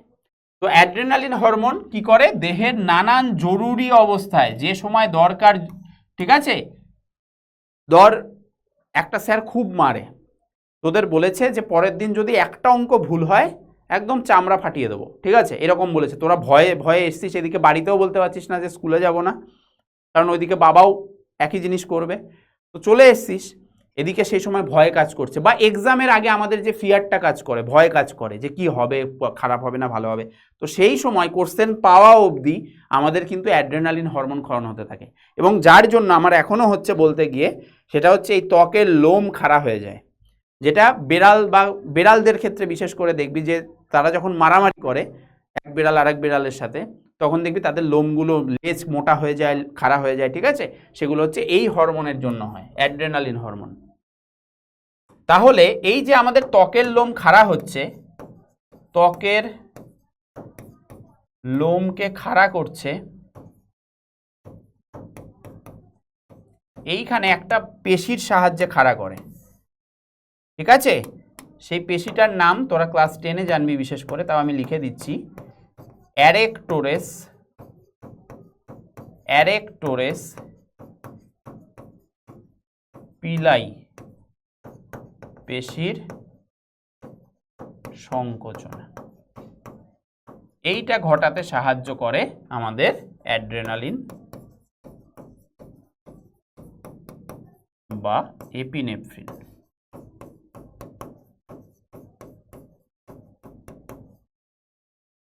আচ্ছা, আর কি বলেছে এই হরমোনের আর কি কি কাজ এখানে লেখা আছে? শ্বাসকার্যের হারকে তথা হৃৎপিণ্ডের সংকোচন প্রসারণ সেইগুলোর ক্ষমতা কিন্তু বাড়ায়। এছাড়া শরীরের তাপমাত্রা তথা মূত্র উৎপাদনের সময়ও কিন্তু সেগুলো কিন্তু সেই কাজ করতে নিয়ন্ত্রণ করে। এছাড়া বিভিন্ন মানসিক অবস্থা, যে অবস্থাগুলোর কথা বললাম, যে সংকটকালীন অবস্থা বা খুব বেশি আনন্দ, সেই সময়ও কিন্তু অ্যাড্রেনালিন নিঃসরণ হয়। ঠিক আছে, বোঝা গেছে আশা করি। আচ্ছা, আর একটা জিনিস এইটার সম্বন্ধে একটা লেখা আছে দেখবি বইতে, যে মুন ফেস রোগ হয়, চাঁদপানা মুখ, মুখ গোল হয়ে যায় এর অভাবে। মানে এসিটিএইচ, অ্যাড্রিনোকর্টিকোট্রপিক হরমোন, এটা কোথা থেকে ক্ষরণ হতো? অ্যান্টেরিয়ার পিটুইটারি থেকে। এইটার কম ক্ষরণ। এবার এইটা যদি কম ক্ষরণ হয় তাহলে দেখ এর মধ্যেই লেখা আছে অ্যাড্রিনোকর্টিকোট্রপিক হরমোন, মানে অ্যাড্রেনালের কর্টেক্স অঞ্চল, সেইটাকে উদ্দীপিত করবে। তো সেইটাও উদ্দীপিত করতে পারবে না, ফলে অ্যাড্রেনালিন কম ক্ষরণ হবে, অ্যাড্রেনালিনেরও কম ক্ষরণ হবে। এর ফলে কি রোগ হবে? মুন ফেস, এই রোগটা কিন্তু হবে, মুন ফেস রোগ হবে। ঠিক আছে, গোল মুখ হয়ে যায়। এছাড়াও বিভিন্ন রকম অস্বাভাবিকতা কিন্তু সেই রোগীর মধ্যে দেখা যায়। লাস্ট আমরা আসছি ছেলেদের আর মেয়েদের স্পেসিফিকভাবে যে জনন গ্রন্থি, সেই দুটো সম্পর্কে জানাতে। ছেলেদের ক্ষেত্রে বা প্রথমে মেয়েদের, লেডিস ফার্স্ট, তো মেয়েদের ক্ষেত্রে যে গ্রন্থিটার নাম বলা আছে সেটাকে বলছে ডিম্বাশয়, যেটাকে আমরা ওভারি বলছি। তো সেইটা মেয়েদের জনন গ্রন্থি। আর ছেলেদের ক্ষেত্রে নামটা হচ্ছে শুক্রাশয়, এটাকে আমরা বলি টেস্টিস, সেটা হচ্ছে ছেলেদের জনন গ্রন্থি। ওভারি থেকে নিঃসৃত হয় ডিম্বাণু বা ওভাম, সেইটাও নিঃসরণ করতে বা সেইটাও কিন্তু উৎপন্ন করতে সাহায্য করে এইখান থেকে যে হরমোনগুলো নিঃসরণ হয়। এটা কি কি হরমোন? ডিম্বাশয়ের ক্ষেত্রে ইস্ট্রোজেন হরমোন আর প্রোজেস্টেরন হরমোন, এগুলো কিন্তু ডিম্বাণু নিঃসরণ করতে সাহায্য করে, বিশেষ করে ইস্ট্রোজেন। আর টেস্টিস যেটা, সেইটা ছেলেদের ক্ষেত্রে টেস্টোস্টেরন, তো এই হরমোনটার নাম, এবং সেটা যে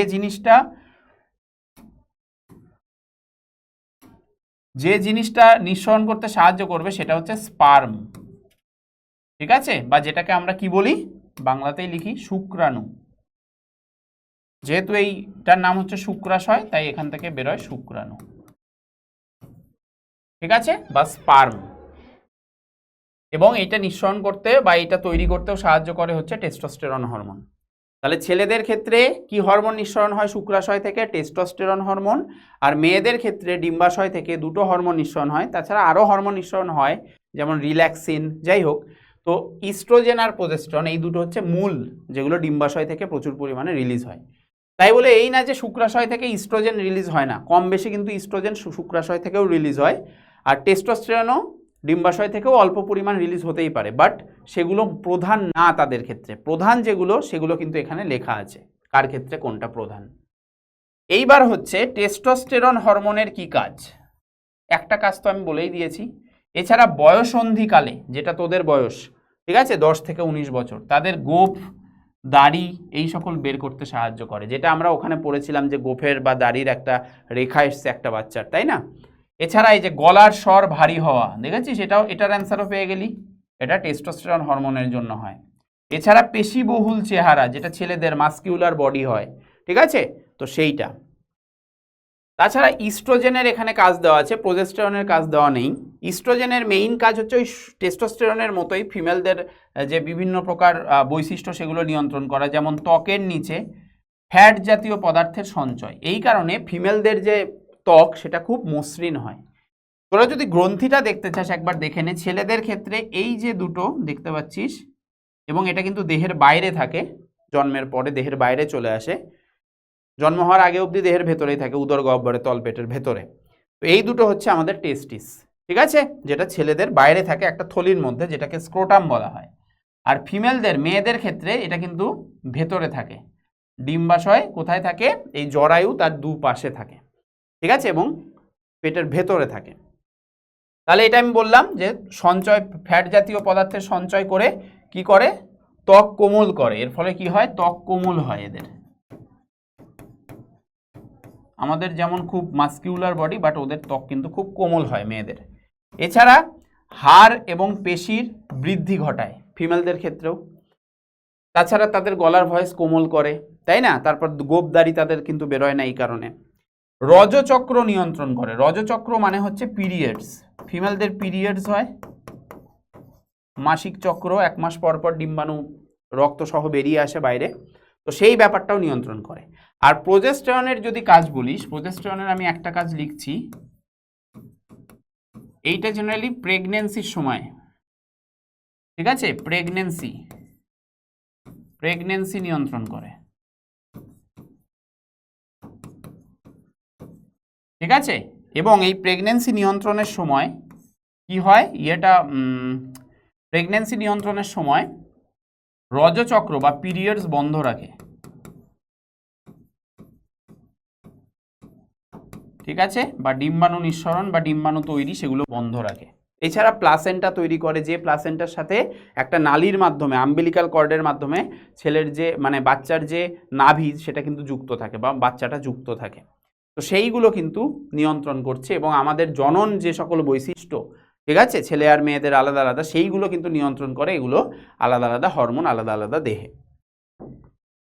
লাস্ট পার্ট, এখানে প্রচুর ধরনের গল্প দেওয়া আছে। বয়ঃসন্ধির যে ব্যাপারটা সেটা শুরু হচ্ছে রবীন্দ্রনাথের ছুটি গল্পটা দিয়ে। ছুটিতে বোধহয় ফটিকের সম্বন্ধে একটা ক্যারেক্টার আছে, যেটা একটা ছোট্ট একটা বালক, 10 থেকে 19 বছর এইরকমই একটা বয়সের বালক, যারা যে বয়ঃসন্ধিতে ছিল। তো তার কিন্তু সেই মামা বাড়ি গিয়ে বিভিন্ন রকম কন্ডিশন হয়, তোরা জানিস এই গল্পটা যদি তোরা পড়ে থাকিস, যে সেখানে মামি তাকে পছন্দ করে না, উঠতি ঝামেলা হিসেবে সে চলে আসে, ঠিক আছে, তার কিছু ভালো লাগে না, তার আবার সেই গ্রামের বাড়িতেই ফিরতে ইচ্ছা করে, তার ভাইয়ের সাথে মারামারি খেলা অনেক ভালো ছিল। তো এইগুলো হচ্ছে এই সময়ের একটা ব্যাপার, বুঝলি। এই বয়সটা খুব কঠিন একটা বয়স। এই বয়সে আমাদের অনেক রকম চেঞ্জেস হয়, অনেক রকম পরিবর্তন হয়। এবং এই যে বয়সের ব্যাপারটা, বয়ঃসন্ধির যে বয়সটার ব্যাপার বলেছে, এটা কিন্তু আমাদের ওয়ার্ল্ড হেলথ অর্গানাইজেশন দ্বারা কিন্তু দেওয়া হয়েছে, 10 থেকে 19 বছর। কে দিয়েছে? WHO। WHO ফুল ফর্ম কি? ওয়ার্ল্ড হেলথ অর্গানাইজেশন, ঠিক আছে।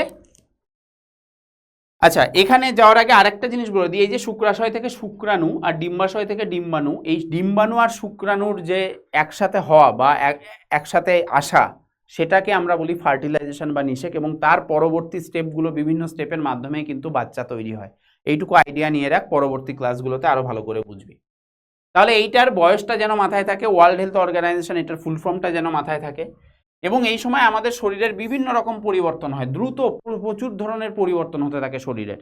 যেমন অনেক পরিবর্তন তোরা দেখে এলি, গলার ভয়েস আলাদা হচ্ছে, ছেলেদের ক্ষেত্রে বডি প্রচুর মজবুত হচ্ছে, ঠিক আছে, তারপর চঞ্চলতা বাড়ছে, ঠিক আছে, এরকম অনেক কিছু হচ্ছে। মনের পরিবর্তন, মানসিক দিক থেকেও অনেক রকম ভাবনা চিন্তা কাজ করে, যে এটা করব, এটা করলে আবার এই হবে, ওটা করব, এই না, এটা করাটা ঠিক হবে না, এ ভালো বুঝবে, ও খারাপ বুঝবে, এরকম অনেক কিছু হয়। বইতে দেখবি এগুলো গল্পের মতো পুরো লেখা আছে। আচরণের সমস্যা এবং ঝুঁকিপূর্ণ আচরণ, বিভিন্ন রকম হয়তো কাজ করতে যাবি, যে দেয়ালের ওপর উঠে বল তোলা, আম পাড়া, ঠিক আছে, এরকম বিভিন্ন রকম কিন্তু ঝুঁকিপূর্ণ কাজ করতে যাবি। এছাড়া মানে প্রচুর, মানে হয়তো মা বাবাকে জানাবি না কিন্তু এরকম অনেক কিছু কাজ করতে চাইবি, ঠিক আছে? এই ব্যাপারগুলো এই বয়সে হবে। না বলা, হ্যাঁ এই জিনিসটা খুব গুরুত্বপূর্ণ, যে আমাদের না বলতে জানতে হবে। যেখানে যেটা ইম্পর্টেন্ট সেটা আমাদের বলতে, বা সেই এই বয়সটায় এই জিনিসগুলো যদি তোরা নিজেদেরকে কন্ট্রোলে রাখিস তাহলে কিন্তু তোরা অনেক বেশি বেটার করবি পরবর্তীতে গিয়ে, ঠিক আছে? এখন এই একটু ওই অন্য লিঙ্গের ওপর, এক লিঙ্গ আর এক লিঙ্গের পুরুষ মহিলা এগুলোর ওপর অনেক রকম অ্যাট্রাকশনের ব্যাপার কাজ করবে এই বয়সে। তো এখন যদি সেই জিনিসটাকে কন্ট্রোলে রাখতে পারিস তাহলে কিন্তু পরবর্তী জীবন আরও অনেক ভালো হবে। তো যে জায়গায় না বলা, কেউ হয়তো বলছে যে চল আমি নিয়ে তোকে কাজ দেব, এখানে এই কাজ করবি ওই কাজ করবি, তোর বাড়ির অবস্থা এমনি ভালো না, ঠিক আছে? তো সেখানে তোকে পড়াশোনায়, এই বয়সটা পড়াশোনার বয়স, এই সময় পড়াশোনাটাকে জোর দিতে হবে। তো সেখানে না বলতে হয়, যে জায়গাটা দরকার সেই জায়গাটা না বলতে হবে তোকে। নিজের আবেগকে কন্ট্রোলে রাখতে হবে। অনেক কিছু ভেতর থেকে ইচ্ছে করবে যে হ্যাঁ এ করছে, ও ওটা করছে, আমি কেন করব না, বাট সেটার সম্বন্ধে আগে ভাবতে হবে যে সে সেটা করছে, সে সেটা করলে কিছু ক্ষতির পরিমাণ বা কিছু প্রবলেম হতে পারে কিনা, বা হয়তো তার দিক থেকে সেটা হয়তো কোনো অসুবিধা হবে না, আমি যদি সেই জিনিসটা করতে যাই আমার ক্ষেত্রে অসুবিধা হতে পারে। এই ভাবনা চিন্তাগুলো মাথায় আনতে হবে, নিজের আবেগকে কন্ট্রোলে রাখতে হবে এবং নিজেকে বুঝতে হবে যে আমি কি করতে পারি, আমার যেটাকে হিন্দিতে বলে অকাত, আমি কি করতে পারি, আমার এই সময় সামর্থ্যটা কি, সেই জিনিসে জোর দিতে হবে যেটা আমি করতে পারি, এবং সেটা যদি সেইভাবে করিস তাহলে কিন্তু তোর অনেক লাভ হবে, ঠিক আছে? তাই এই যে এই জিনিসগুলো বলা, যেমন স্যারের মতো বকে যাচ্ছে, তোদের ভিডিও দিয়ে যাচ্ছে, এদিকে তোরা ঠিকঠাকভাবে ইউজ করছিস না, দেখছিস না, তাহলে রেজাল্ট তো খারাপ হবেই পরবর্তীতে গিয়ে।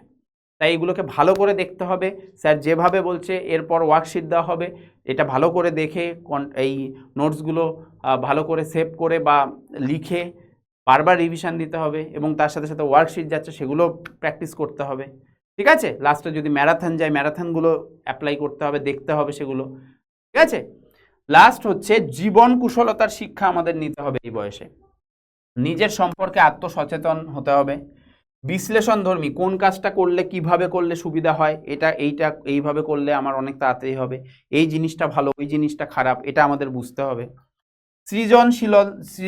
সৃজনশীল চিন্তার মতো অনেক কিছু হয়, বিভিন্ন, শুধুমাত্র পড়াশোনায় যে শেষ কথা তা না, গান নাচ আঁকা, অনেকে অনেক কিছু শেখে, সেই ব্যাপারগুলো কিন্তু আমাদের থাকতে হবে, সেগুলোতে অংশগ্রহণ করতে হবে।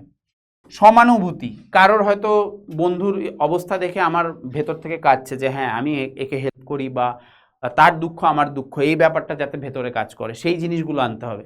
তো এই জীবন কুশলতা শিক্ষার মধ্যে না 10টা স্টেপ আছে, 10টি পয়েন্ট আছে, এগুলো বইতে আরও অনেকগুলো পয়েন্ট পাবি, আমি এখানে 4টে লিখে এনেছি এবং লাস্টে দেখ ইত্যাদি লিখেছি, তো আরও অনেকগুলো আছে।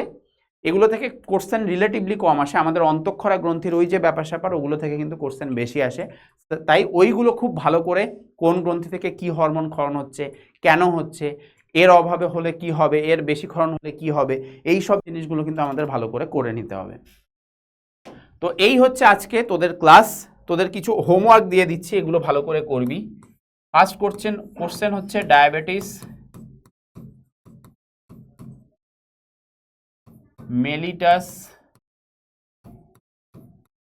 মেলিটাসের দুটি বৈশিষ্ট্য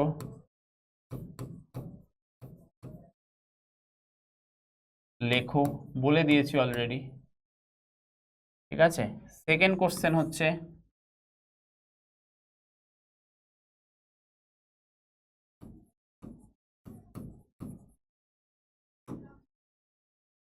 আনন্দ, ভয়, দুঃখ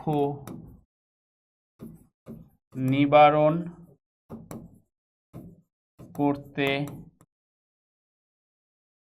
কোন হরমোন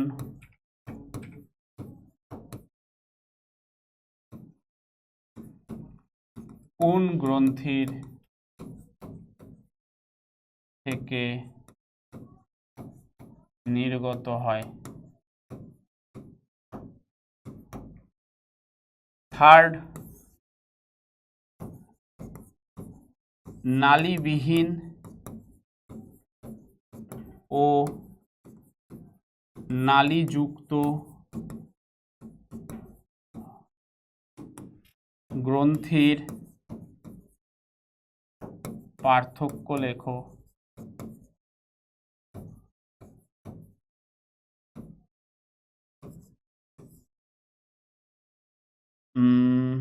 তারপর হচ্ছে পশ্চাৎ পিটুইটারি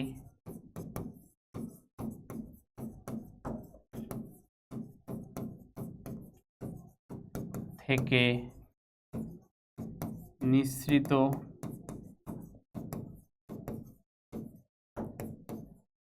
হরমোন কোনগুলি?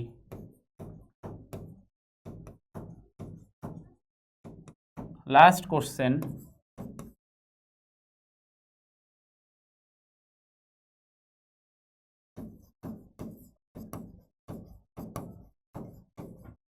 জীবন কুশলতার শিক্ষা আমাদের বাঁচতে কিভাবে সাহায্য করে?